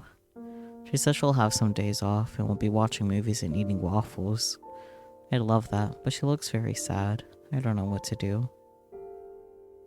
Interesting. You didn't want to wake up, to see a hidden grudge in Hope's eyes, to listen to the awkward silence and to seize every opportunity to say a word to break it. But morning did come, and Ethan was in for a surprise. Everything was fine. Very much so. Hope got up early to make a superior breakfast, the kind Ethan was never able to cook, even when he really wanted to. She was talking to him. She was joking. She listed at least 10 places they would go when their schedules became more relaxed. The nightmare seemed to be over. Simply washed away down the drain with the rest of the all things excess he used to have in his body. The image was so real that Ethan got completely relaxed, let his guard down, dazed by the cute nonsense, waffles with cream and delicious Turkish coffee. Then Hope asked a question. Do you think a darker hair color would suit me? Please don't become a cat. The coffee suddenly turned solid and stuck in his throat. Ethan felt as if it wasn't coffee at all, but finally ground glass. He coughed. What? Hope put her elbows on the table and sipped from her cup as if nothing had happened. I was just thinking of becoming a brunette. What do you say? Huh? I don't know. I'm fine with everything as it is. As long as you like it, I guess. Tiny pieces of glass were still scratching him from the inside. Ethan tried to clear his throat, but it didn't get much better. But why? Were you thinking about it? Ethan struggled to speak. He felt as if he was falling into a pit, and the air was whistling in his ears. Well, one has to change from time to time. Variety is good. Isn't that right? She took another sip. Besides, I find plenty of dark hair all over the apartment. It's because of that damn cat. Not very long, you know, but not too short either. About this length? Even before Hope tapped to her neck with the edge of her hand, Ethan knew where the hand would stop. And so I thought, if I go brunette, I can believe those hairs are mine. Hope's lips stretched and the corners of her mouth turned up. But she wasn't smiling. This isn't happening. This just can't be happening. You must still be asleep. This is a dream. Just a shitty dream and will end. Now Ethan desperately wanted morning to come, but morning just couldn't come for the second time in a day. Hope leaned back in her chair and looked at him with her head on one side, a fake smile smoldering on her lips. Something had to be done about it. All of it. Right this moment. Come up with an explanation. Try to explain. Let's try to explain the cat thing. Yeah. He's not good at lying anyway, so... Look, something strange is going on.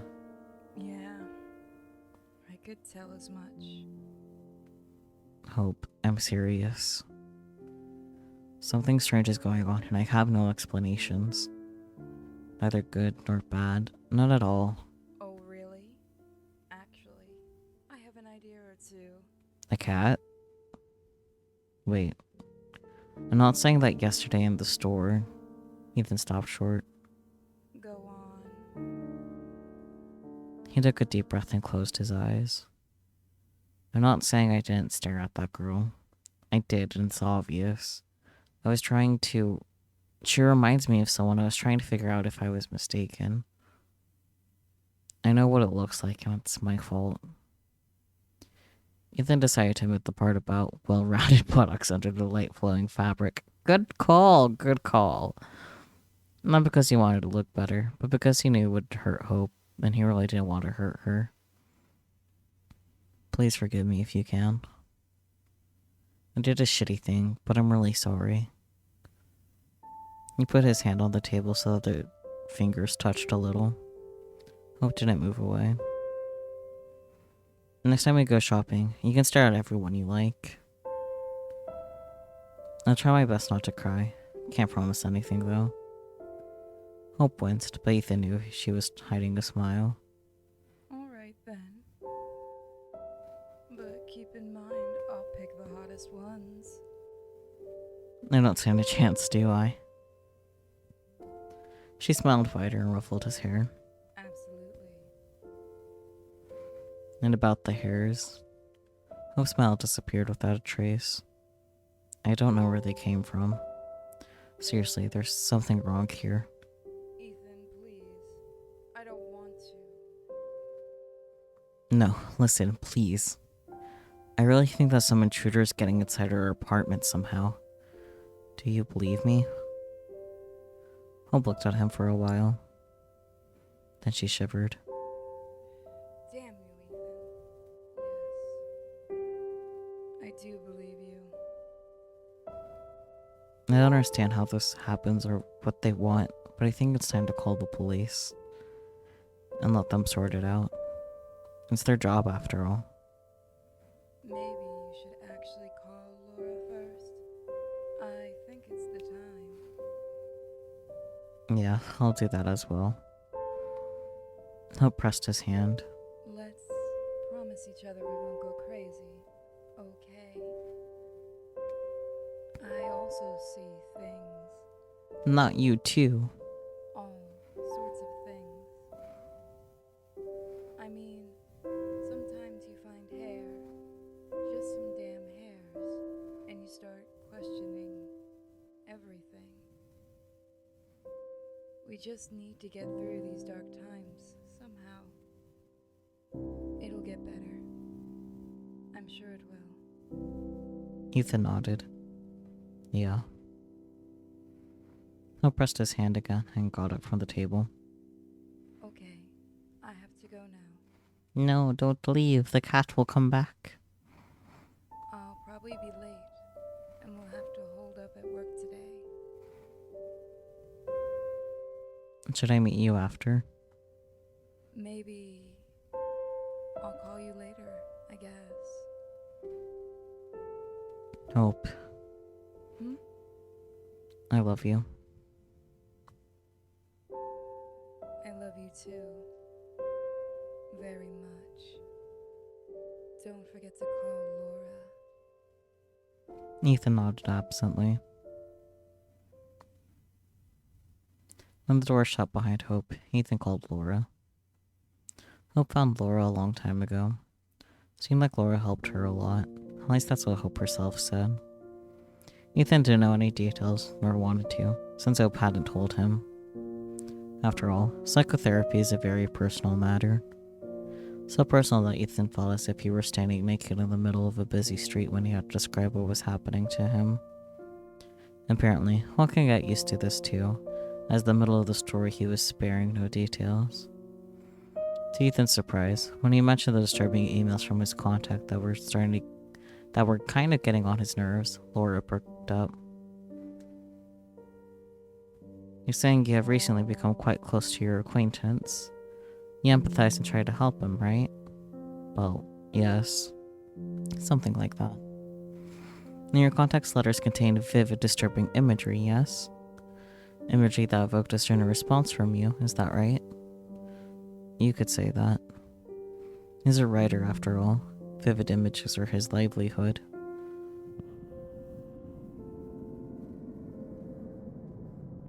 Do you know what induced delusional disorder is, Mr. Harrison? Ethan tried to recall. He definitely read about it, but didn't look into too much detail. Is that the thing that explains mass insanity? Like that dancing plague of 1518 in Strasbourg? That's right. This disorder is also called folie à deux, or madness for two. Sounds romantic, doesn't it? Laura giggled. Ethan thought she herself was not all too sane. Of course she wasn't. She has to deal with the guys like me all the time. But Laura had already returned to her usual tone, calm and measured. This condition causes perfectly healthy people to experience various, let's say, negative effects. It works like this. We have a source of delirium in those who perceive it, one or more people. As you correctly noted, sometimes this disorder can take on a truly massive scale. There's usually an emotional connection between the victims of this connection. Rev is also at risk, unfortunately. Laura paused. I can't make diagnosis in such a format, Mr. Harrison. However, I think you need to limit your contact with your acquaintance, at least for the time being. He might be the source of the unpleasant state you were experiencing. Would you like to make an appointment for a consultation? Ethan politely declined. Laura listened to the rest of what he had to say. She asked what pills Ethan was taking. Ethan wasn't taking any except aspirin, because he had lots of headaches lately. She advised him to reduce the workload, follow the daily routine, and take light sedatives if necessary. Something herbal, maybe. Without meeting a person, there wasn't much Laura could offer, and Ethan had no energy, time, or money to start full-on therapy, as Hope called it. Ethan thanked Laura with all his heart, finished the call, stretched, and took a deep breath that made his ribs ache. Then he smiled. Though no full-on therapy was involved, this conversation still made Ethan feel much better. The reality made sense again, and nothing out of the ordinary was happening. Nothing he couldn't handle. He stretched again and was about to go out for another cup of coffee, when his breath, the steady, deep breath of a man who's in control, caught in his throat. Ethan felt the small hairs of his neck standing up. Someone was looking at the back of his head. Ethan turned around slowly. "I'm calling the police." Ethan spoke each word loud and clear. It was a decent plan. An actually decent one, and it certainly wasn't funny in any way. And yet, the girl sitting on the windowsill was silently laughing, covering her white teeth with her hand. Cat. Yep, it's the cat girl, alright. The girl from the supermarket. The girl from the dream. She was still wearing a light white dress, even though in the morning the temperature dropped to 53 degrees Fahrenheit and it was going to rain. One of the straps fell down to the side, but the girl was in no hurry to put it back. She swung her crossed legs a little, looking at Ethan from under her brow, with the smile of a child who had a hilarious mischief in mind. Did I say something funny? The girl quickly raised her eyes and shrugged slightly, still holding back the smile. Just as before, she did not make a sound. Ethan even assumed she couldn't be mute and decided to make one last attempt. Just one question, and then he calls the cops. "Who are you? How did you get in here?" I feel like both questions kind of suck, but what do you think, Spookster and whoever else? Oops, didn't mean to do that. I fucked up the thingy. Oops.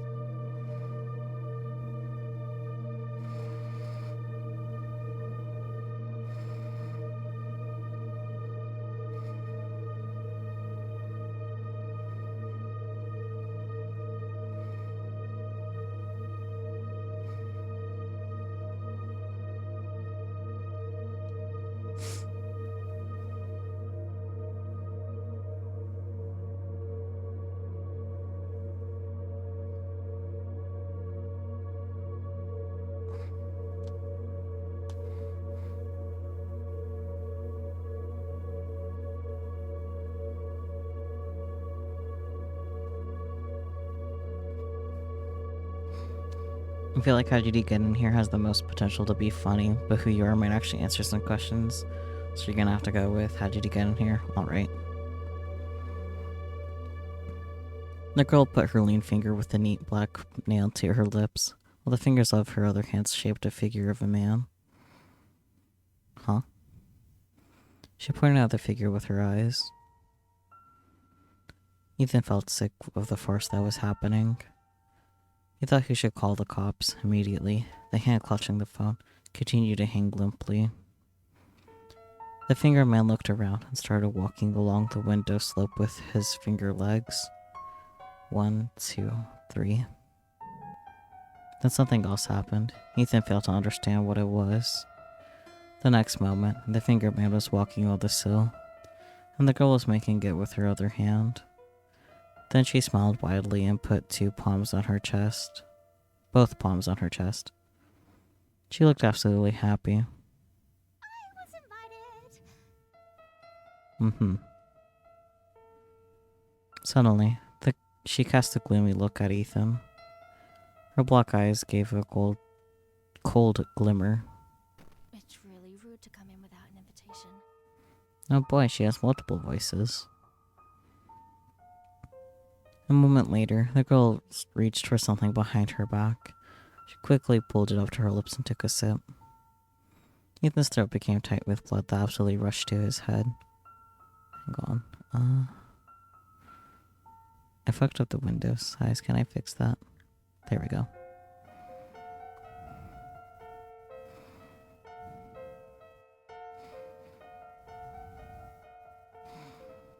Anyway, Anyways, Ethan's throat became tight with blood that abruptly rushed to his head. I can read. How did he get this? The girl traced Ethan's gesture with a genuinely surprised look. The next moment, she parted her fingers. That's nice. Hope's huge, colorful cup, the one they just got at the store, tinkled hurtfully as it struck the floor, and then shattered to pieces. Just like that. There was a brief moment when the cup was lying peacefully on the floor. Ethan got enough time to hope it would endure the fall. She is so definitely a cat, yeah.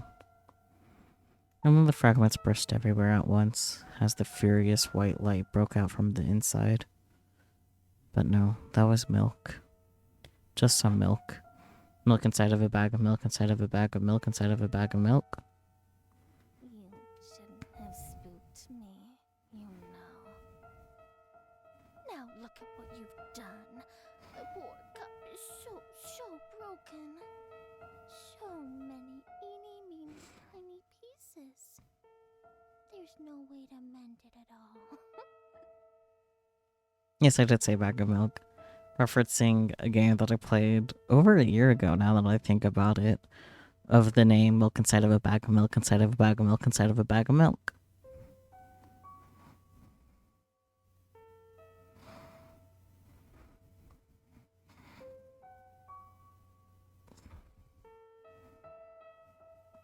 Ethan was suffocating. What the hell are you doing here? What do you want from me? The girl bit her lip and twisted a fallen shoulder strap between fingers. The top of the dress slid even lower. Don't tell me the game's gonna have him cry over spilt milk. That'd be funny. Do you want me to leave? But I may run into Hope. Right at the door, Ethan. She forgot her pass and will be here any minute. What will the poor girl think? Why is she sticking out her ass like that? God damn. The girl looked over her shoulder and her face instantly lit up. Why did you... It's her. Okay. Here she is.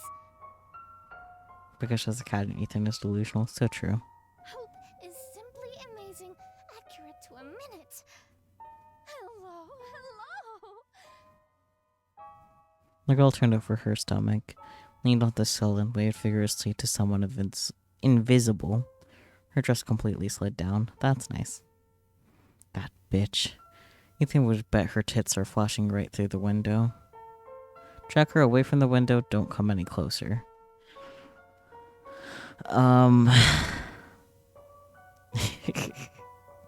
She a homewrecker, so true.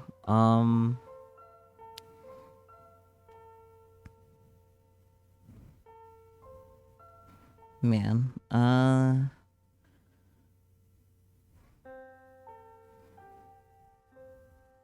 gonna go for don't come any closer and see what happens.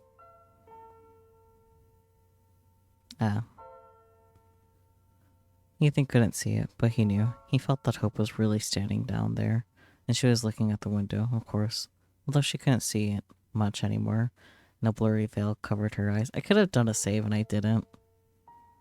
Oh well. The girl slowly turned around and stared at him with her eyes wide open without blinking. Her shoulders shook as if she was going to cry, but she was laughing. At first, it was a couple of stifled laughs. Then, it became a laughter of someone who just heard a great joke, gradually turned into wild barking screams. He has to stop it. Right now. Ethan wanted to rush to the window, but took just one step and froze in place. The girl must be out of her mind. She's stoned, or worse, a cat. She might have a syringe, and he doesn't want any more problems. He only wants this thing removed from his windowsill, welded in a steel box and dumped somewhere in the middle of the Atlantic. He still has his phone in his hand. That's nice. 911, what's the address of your emergency? The bitch shrank, hunched, but kept cackling like a pack of coyotes, yelping on the moonlit night. She was writhing with laughter, and the pale rags of dry, flabby skin were shaking the rhythm of her movements, her dress looking like a death shroud. He suddenly thought she was much older than he thought at first. What is going on?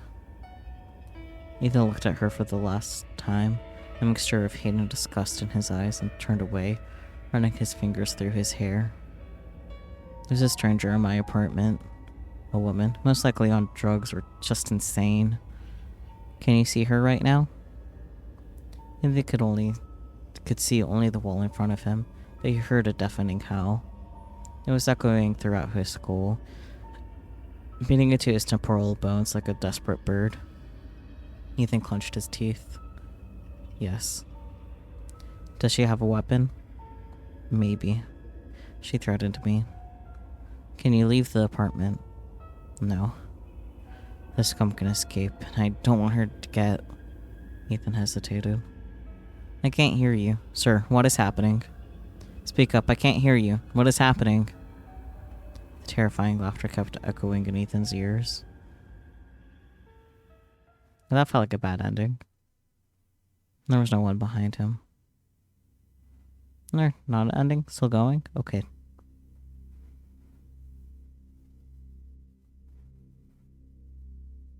I wonder what happened to the first guy. You know, he approached the window slowly, as if it was happening in a dream. The shards of Hope's cup crunched under his feet. Just like before, the window was closed. Ethan opened it and carefully looked down. He did not see the body, too good to be true, but he had to check. Only the gray pavement, which gradually turned black as it actually started raining. Ethan looked across the street, just in time to notice the familiar cream-colored coat disappearing behind the corner of the nearby house. Hope! Hope! He screamed so loud that something snapped in his throat, but she didn't hear him. Maybe she didn't want to hear.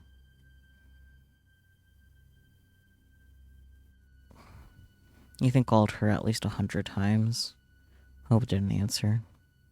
Ethan thought he could come to her office, but eventually decided to only make things worse. The police were in his apartment 23 minutes, so 40 seconds later.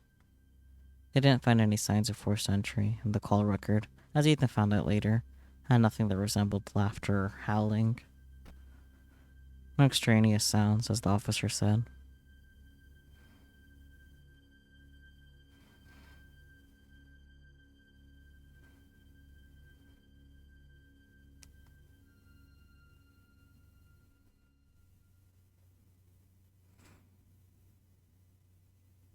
Hope returned sometime between late at night and early in the morning. The skin on her cheekbones was taut and almost transparent, and there were deep shadows under her eyes, as if she hadn't slept in a long time. She smelled of strong alcohol. Ethan went out of the dark room to her. He didn't sleep and didn't turn on the light either. Things that lurked in the dark, or imagined, no longer frightened him. He even wished that something he had been dreading for the past month, he finally could name the feeling he had, would come out of the greasy blackness of the shadows and snap his neck. But everything in the apartment was mockingly calm, except for Ethan himself.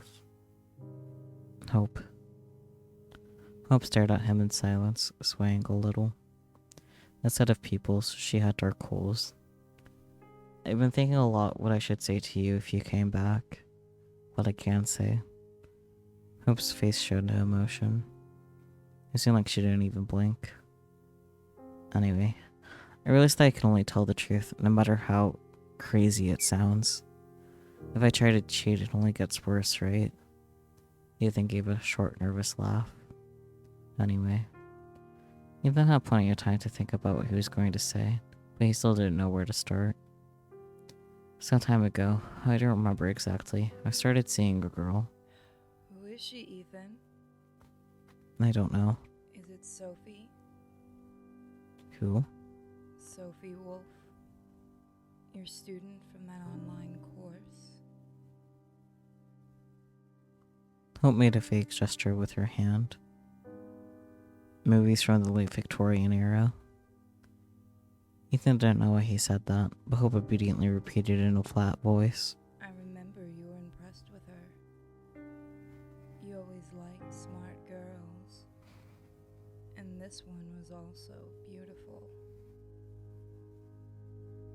Hope, this isn't what you think. Think. Who says I think? Thinking's too painful. Wait, hold on. Ethan disappeared into the room and came back a few minutes later. The darkness of the hallway was diluted by the light of the screen. Hope covered her eyes with her hand, neither from the brightness of the screen itself or because she didn't want to see whatever there was. What is it all about? Here, look. It's Sophie Wolf. On the screen, in fact, was the profile of Sophie Wolf, his student.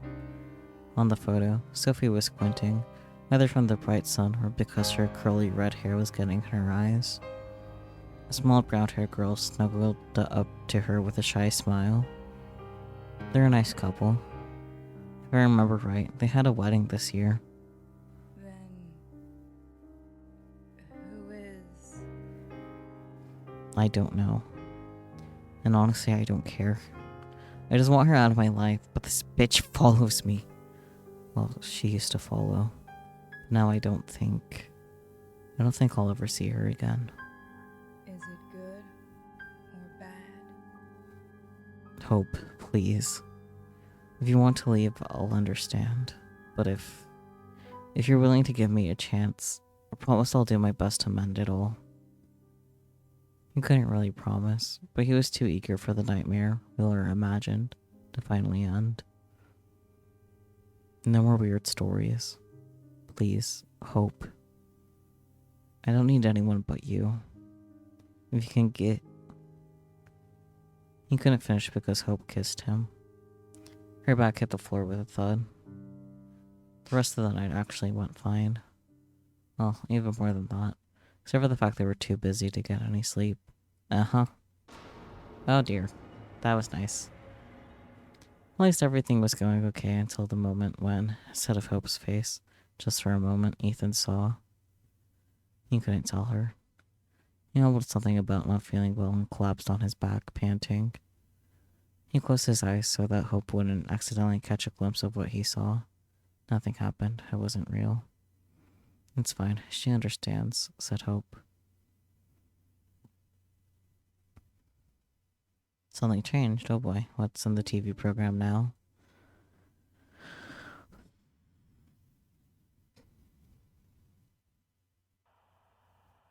That's nice. I remember her face. Uh-huh.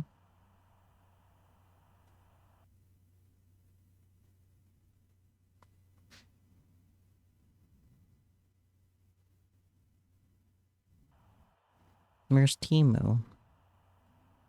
Let's look for him together. Maybe he's up at the tree chasing the birds? No, I can't see him. Maybe he's in the reeds watching the fish. No, and no. Let's look some more.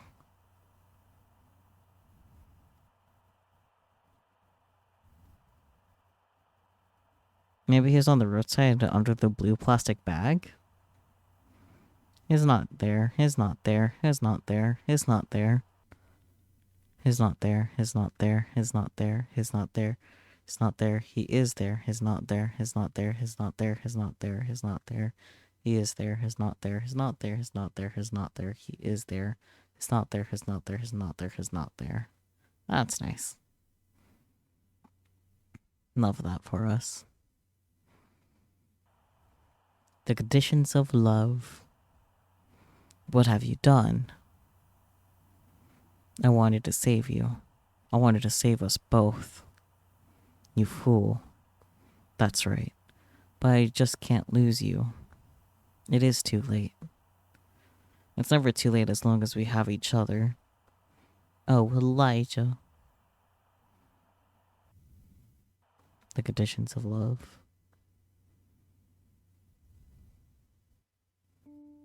That's nice. June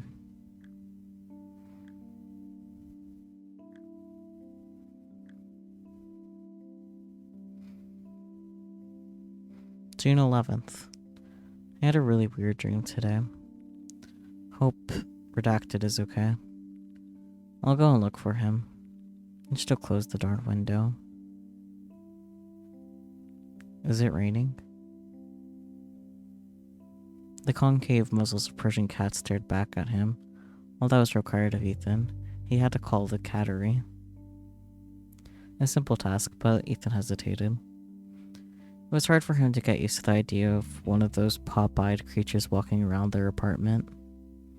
During the day, he'll nap where it pleases, and at night, sneak into the kitchen to play with the shadows that move by themselves. And its eyes will turn into two saucers of black and green dark if the light reaches them. Ancient people believed cats could walk between worlds and see spirits. Looking at Persians, Ethan hardly believed they could even breathe on their own.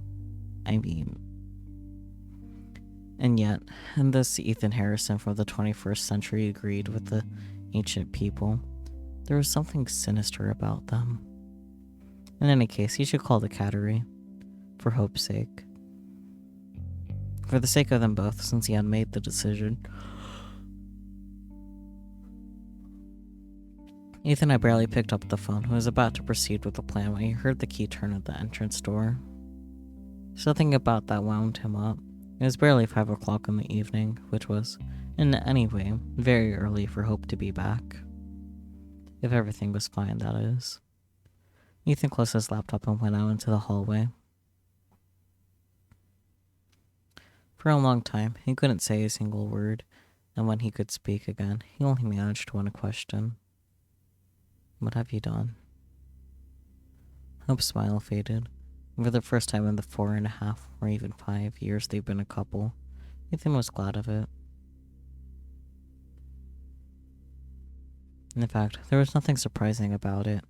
As with the new haircut and the new hair color, Hope looked unbearably, insanely similar to the creature out the window. Hope's lips turned white, trembling. This didn't help, did it? Any of it. You can't love me even now, right? What are you talking about?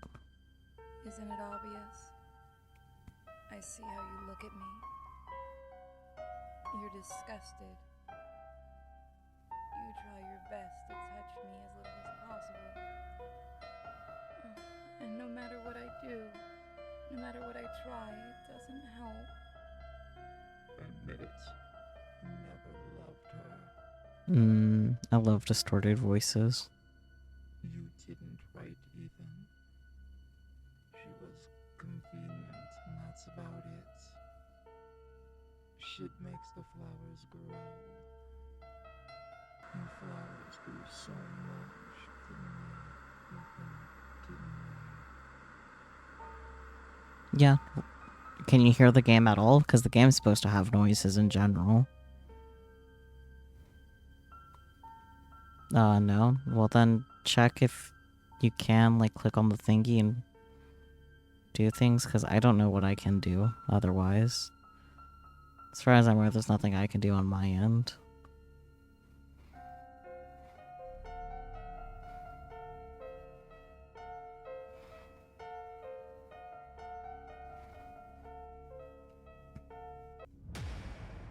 Ethan would never hit his wife.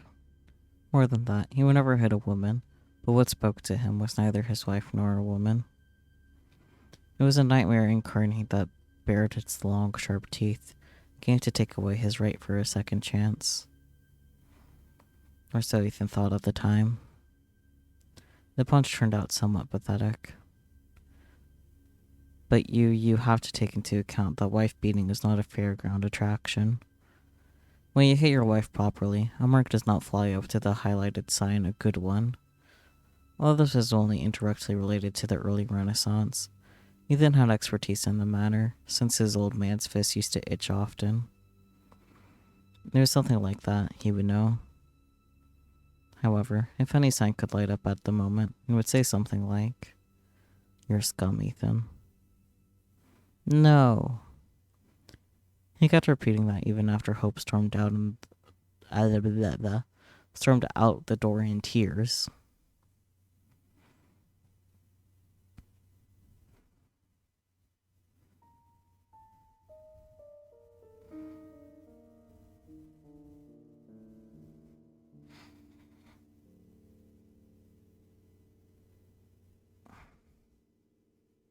Ethan barely remembered the following few days. Something seemed to be happening. Some people called him. He himself called a lot. He called Hope. Hope wasn't answering the phone. He knew this would happen. Every time he dialed her number, he knew he'll end up listening to the voicemail signal. It became something of a ritual. He would wake up. Sometimes it was light outside, sometimes dark, but more often it was something gray he neither could nor would want to identify because of the drawn curtains. He'd call Hope. Hope wouldn't answer the phone.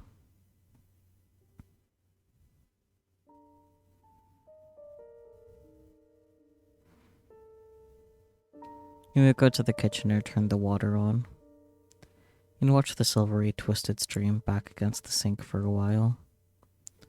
Eventually, he'd put a cup under the stream, fill it to the brim, drink.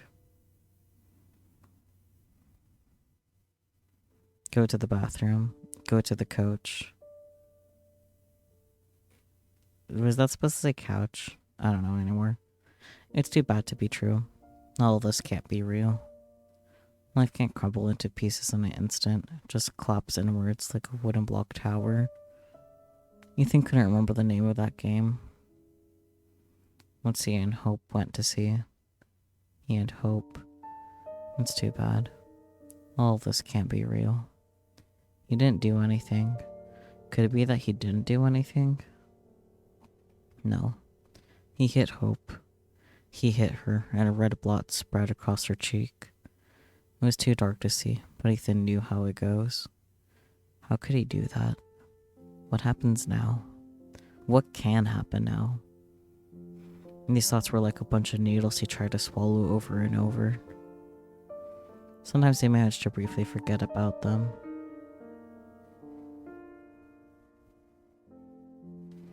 It would happen when he woke up in the gray timelessness, looked at the dirty white ceiling, and didn't remember who that Ethan Harrison was. But the pain would always come back. He had a bunch of needles in his throat, and no matter how much water he drank, he couldn't get rid of it.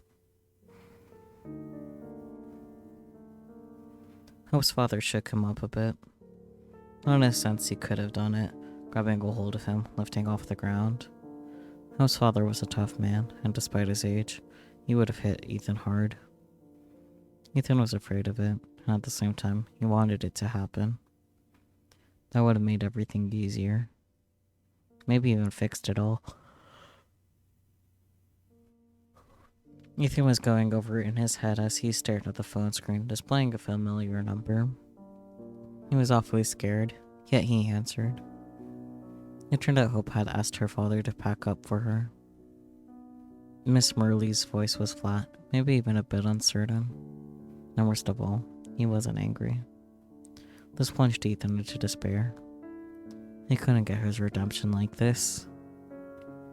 However, the upcoming visit forced Ethan to gain his senses.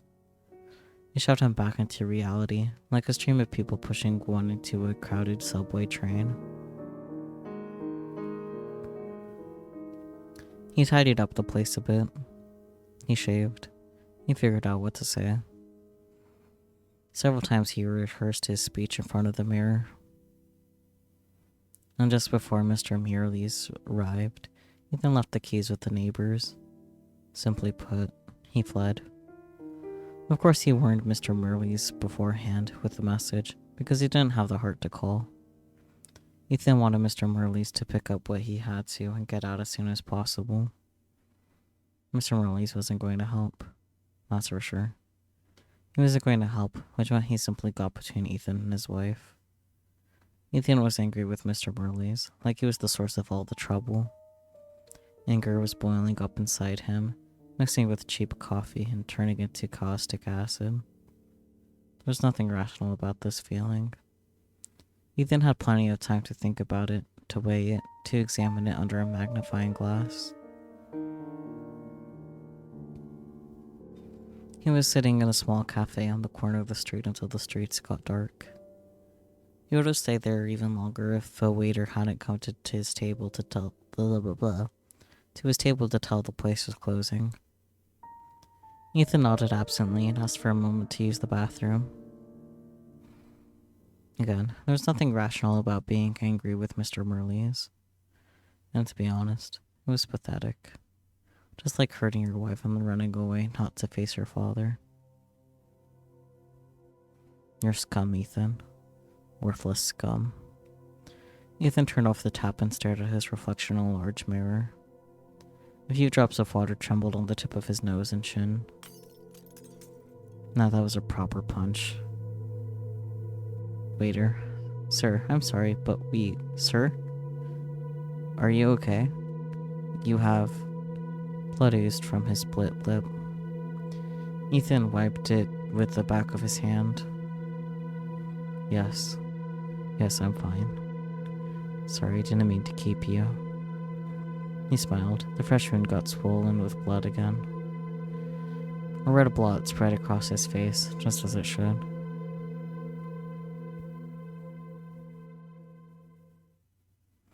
Ethan didn't lie to the waiter, and something changed. Oh boy.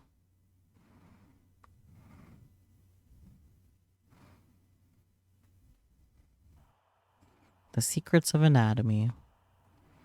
Example 1. Example 2. Example 3. Example 4. A ripe specimen. That's definitely a tomato, alright. The screaming man is hiding here. Ductus dosclagmaris. Interesting. That was unique. Happy Dreamland. Mary is a lamb. Johnny is a tree. And who's a little liar? Alia. I can't read that name backwards. It's too complicated.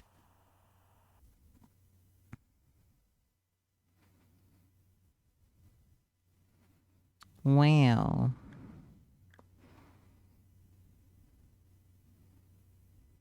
Nothing new on the laptop.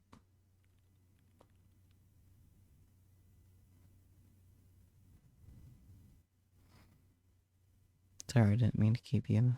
Huh. Ethan didn't lie to the waiter. He really was fine. Uh-huh. Maybe not in the same manner as before, but the gears in his head were starting to move again. When he got home, Mr. Merleys had already left. Turned out that he didn't take the keys from the neighbors. At first, Ethan assumed Mr. Merleys could cancel the visit, but as soon as he opened the door, his doubts disappeared. A strong, unfamiliar scent was filling the hallway. It could be Mr. Merleys' cologne, or maybe the smell of the apartment itself, with Hope's presence faded away. Mr. Merleys must have taken his daughter's keys. Somehow the possibility never crossed Ethan's mind before. He drew the air in through his nostrils and suddenly felt as sharp and clear as in the dream he had days ago. Something was going to happen. Ethan looked around the empty, dark room and reached for the phone. Was it to perform the ritual, or was he hoping something would go different this time? Short beeps. Ethan thought it was safe to say something was already happening. He only had to figure what and where.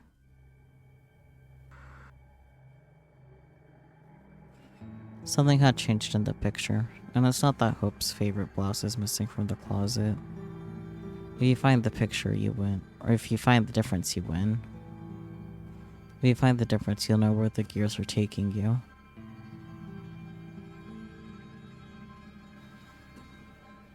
the hallway. Pot-bellied bowls on the dresser full of gibberish and dust.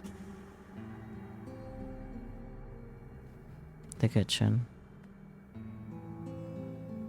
Not even a row of glass jars on the shelf. An empty coffee maker bearing dry blackness at the bottom. Spoons, forks, and knives, some of them really sharp. The bathroom. A mirror on the wall, and the reflection in the closed door is open. No, not here. What about? Ethan licked his split lip. Yes, that's it. He has to check his email now. Ethan was looking carefully. It seemed like a lot of time had passed. His mailbox was full of various emails, but Ethan barely glanced at the names. He was looking for something special. And what was special about, say, letters from the agency that were gradually becoming more and more concerned? At some point, concern turned into cold and aggressive. Ethan idly skimmed through the notice of contract termination. Not what he was looking for. He started with the oldest emails and scanned the list all the way to the top. Nothing. Maybe he's looking in the wrong place.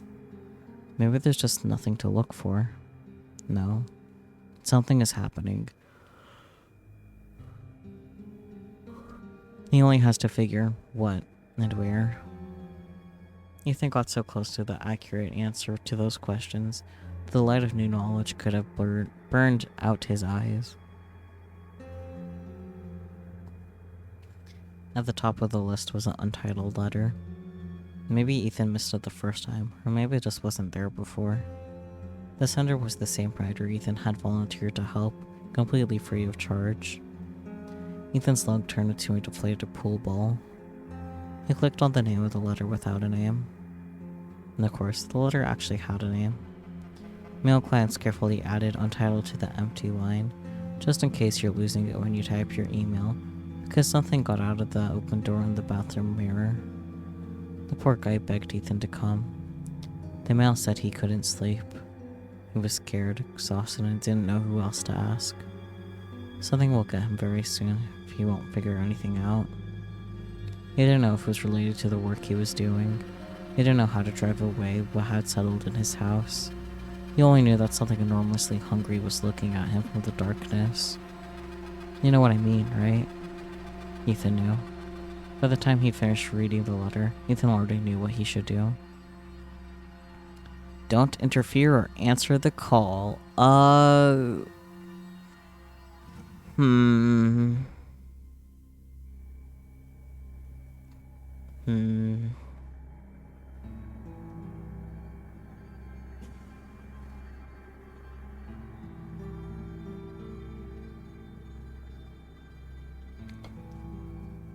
I am quite curious as to what's going on with Mr. He, but you know.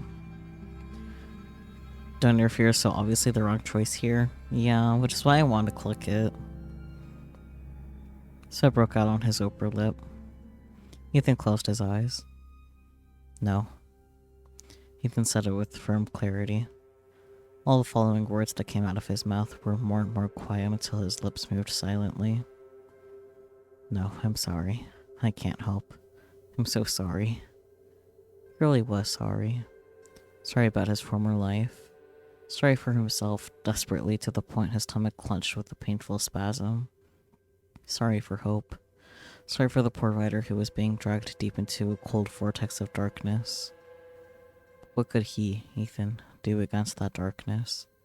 He failed. Maybe he had the skill to get the answers required, but they were buried too deep.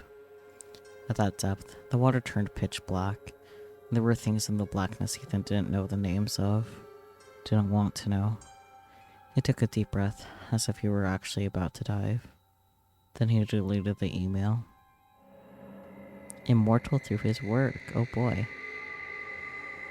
The letter with the title Untitled disappeared into the dark vortex. The frantic, terrified pleas for help were erased, leaving no trace, as if they had never existed.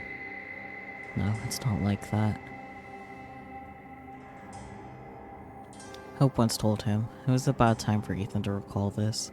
The information on the internet doesn't really disappear after you click delete. Most often, it remains somewhere on the servers, and you just lose access to it. You turn the mirror to the wall and pretend it's like it's your fantasy. There's nothing wrong with the reflection. In that case, the silent scream didn't vanish. It was now trapped. Trapped where no one could hear it. I'm so sorry. Ethan covered his face with his hands. The mirror on the wall of Ethan's dark bathroom was reflecting a closed door.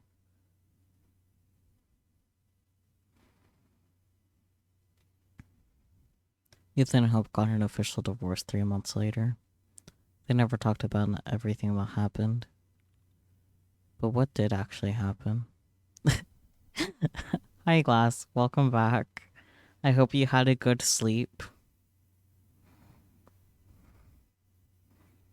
Over time, the horrors you experience get erased from memory, fade, weaken. Such are the defense mechanisms of the human psyche.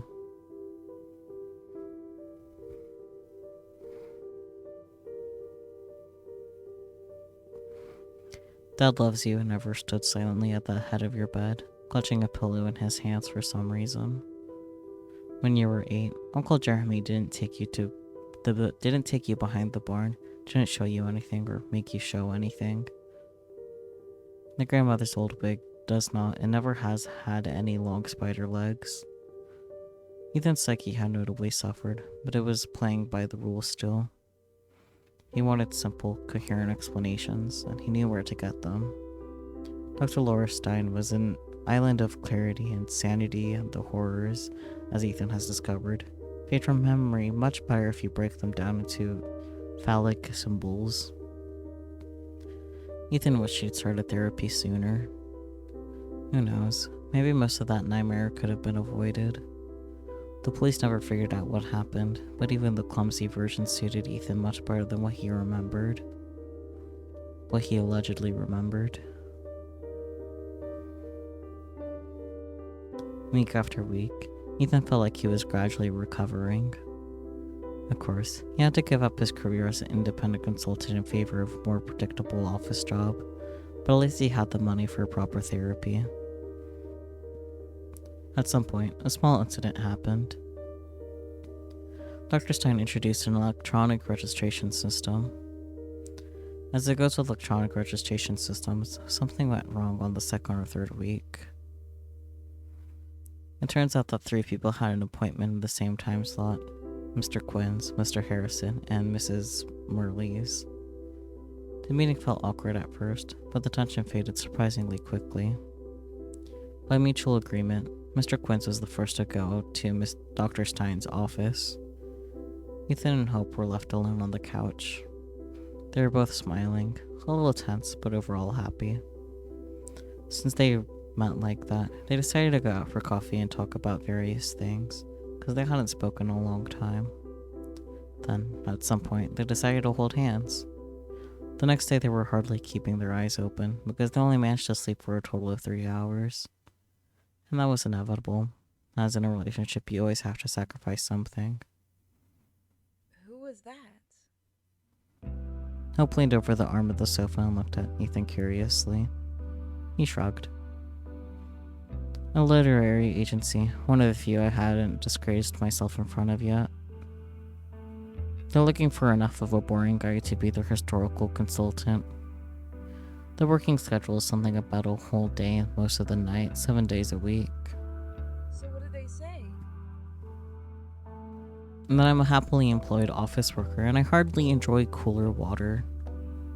Are you serious? Ethan, don't be silly. Let him live his silly goose dreams. We both know this is your true calling. I understand this kind of work takes a lot of time, but you could quit the office job. I could, but I don't want to. It's my turn to bring the mammoth to the cave. What about your calling? I know well enough how hard you've worked to make the startup of yours survive. You'll make a homeless cat Tinder, if not you. Well, actually, there is quite a variety of animals in our database. You'd be surprised. Recently, someone has booked a mini pig. A mini pig. Like, an actual pig, but portable? I mean, Yeah. Well, kind of. The mini part stands for 100 pounds instead of a good 600. People get crazy over cute piglet photos and think this is it, but in reality, wait a minute. Don't try to change the subject. I didn't even think about it. Hope sighed, frowning. I don't want you to give up on your dream. I'm not giving up on anything.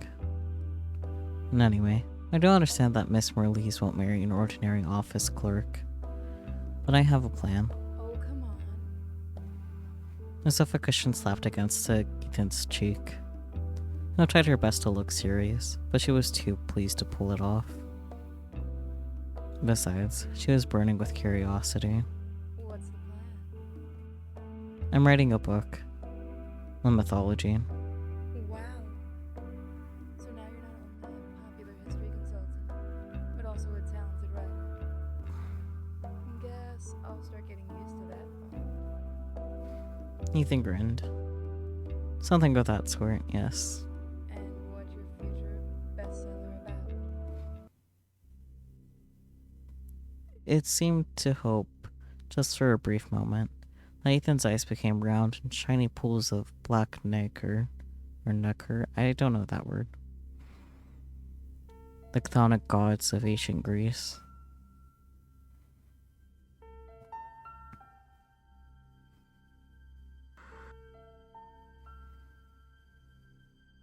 Hope and nightmare, that's nice.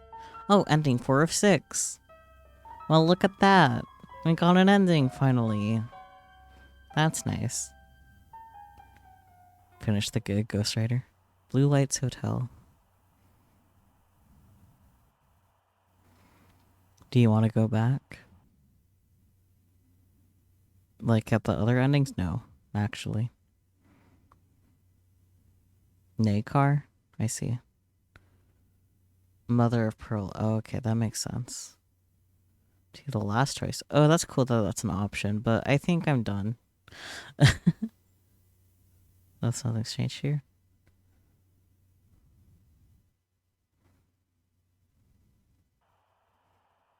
The light from a single source is split with a half-silvered mirror. The resulting beams are each reflected by a series of mirrors. We expect them to combine at some point. I'm not saying it's safe. All I'm saying is... dots, dots, dots. Red. Sorry. All I'm saying is we're observing the experiment. Sorry, I became a very red boat. Oh no, not a yacht. Yeah, yacht jump scare. Happy dreamland. Fear not the devil, but the God, for he walks among us, and his eyes are hungry. The sheep is so cute there, though. Like, okay. I don't know. You called it Yado's cruise ship. Same difference. We're too poor to know the difference. There are mirrors behind mirrors and doors behind doors. Some of them not like the other.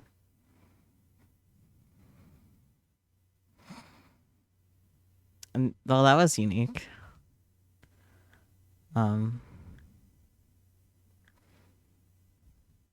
If it floats as a boat, so true. No, something changed here too. January 11th. The new school is okay. I wish I could make friends with someone though. Mom is working late again.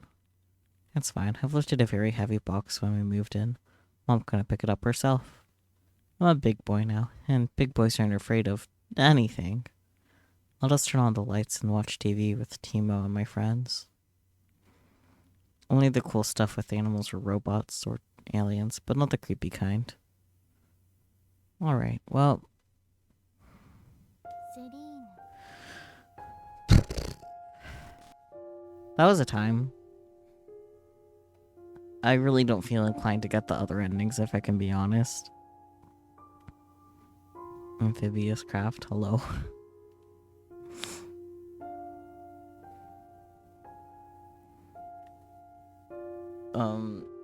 I'm EP. This game seemed long. Honestly, Yes and no. It's about as long as I expected it to be honest. Yeah. I don't know. I'm just gonna. Yep, there we go. So EP. Triangle. Well, thank you guys so much for joining me. I hope you guys enjoyed this game with cat question mark. We never learned more about that fact. It's just like, oh yeah, this is a cat. It was not a cat. I don't know, man.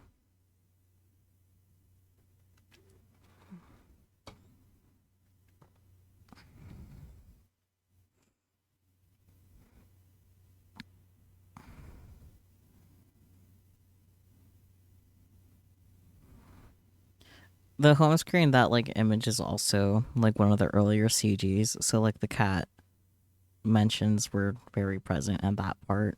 You missed all the cat heaviness, I guess. The cat centricness. You missed all the meow meow action. Don't be too jealous.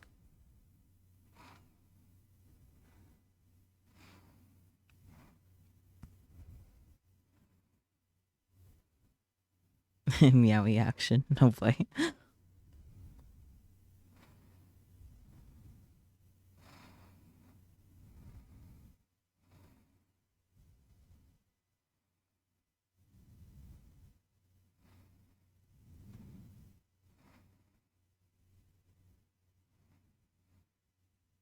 I can pretend that I'm doing a raid / raid Hiragi Yu.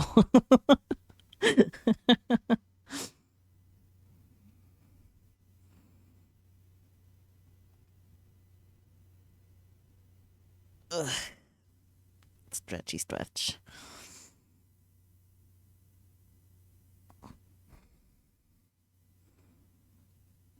We call those ducks, oh boy.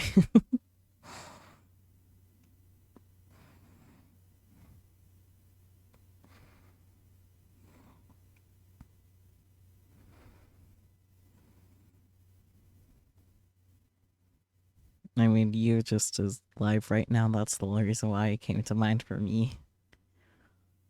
Like, I've had their stream, like, up this entire time, actually, just lurking. But if you guys are still up for watching more stream stuff, I would recommend watching Kyoragi Yu, especially since they are currently live with one of their friends, Aqua19, and they're just very chaotic in a good way together. So,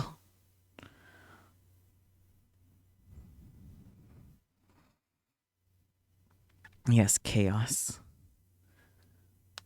Okay. I think that's gonna be it though. Tomorrow I will be live normally on Twitch with a sponsor, but also doing other things besides the sponsor, because the sponsor only wants an hour. But also the sponsor's like, oh, you don't have to do the hour straight. It's actually recommended that you don't. But we'll see what happens. I'll figure that out later. Sponsor Raid Shadow Legend. I actually did have a Raid Shadow Legend sponsor like a year ago. It didn't go very well.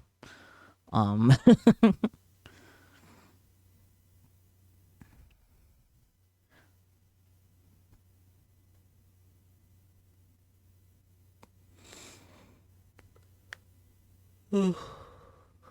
am so EP, goddamn.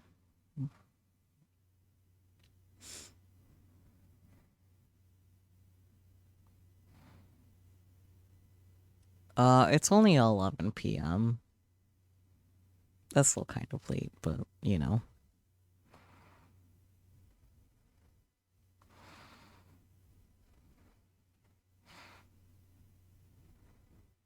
It's 1 a.m. for you. Goodness. Okay, well, you should definitely go sleep. Go get your eeps. Have some mimir.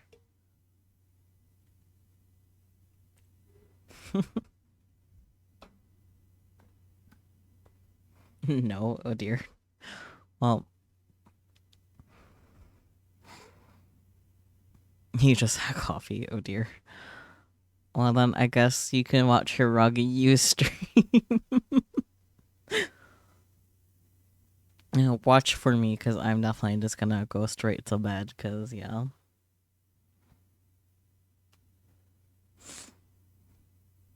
Yes, thank you. Bye-bye, everyone.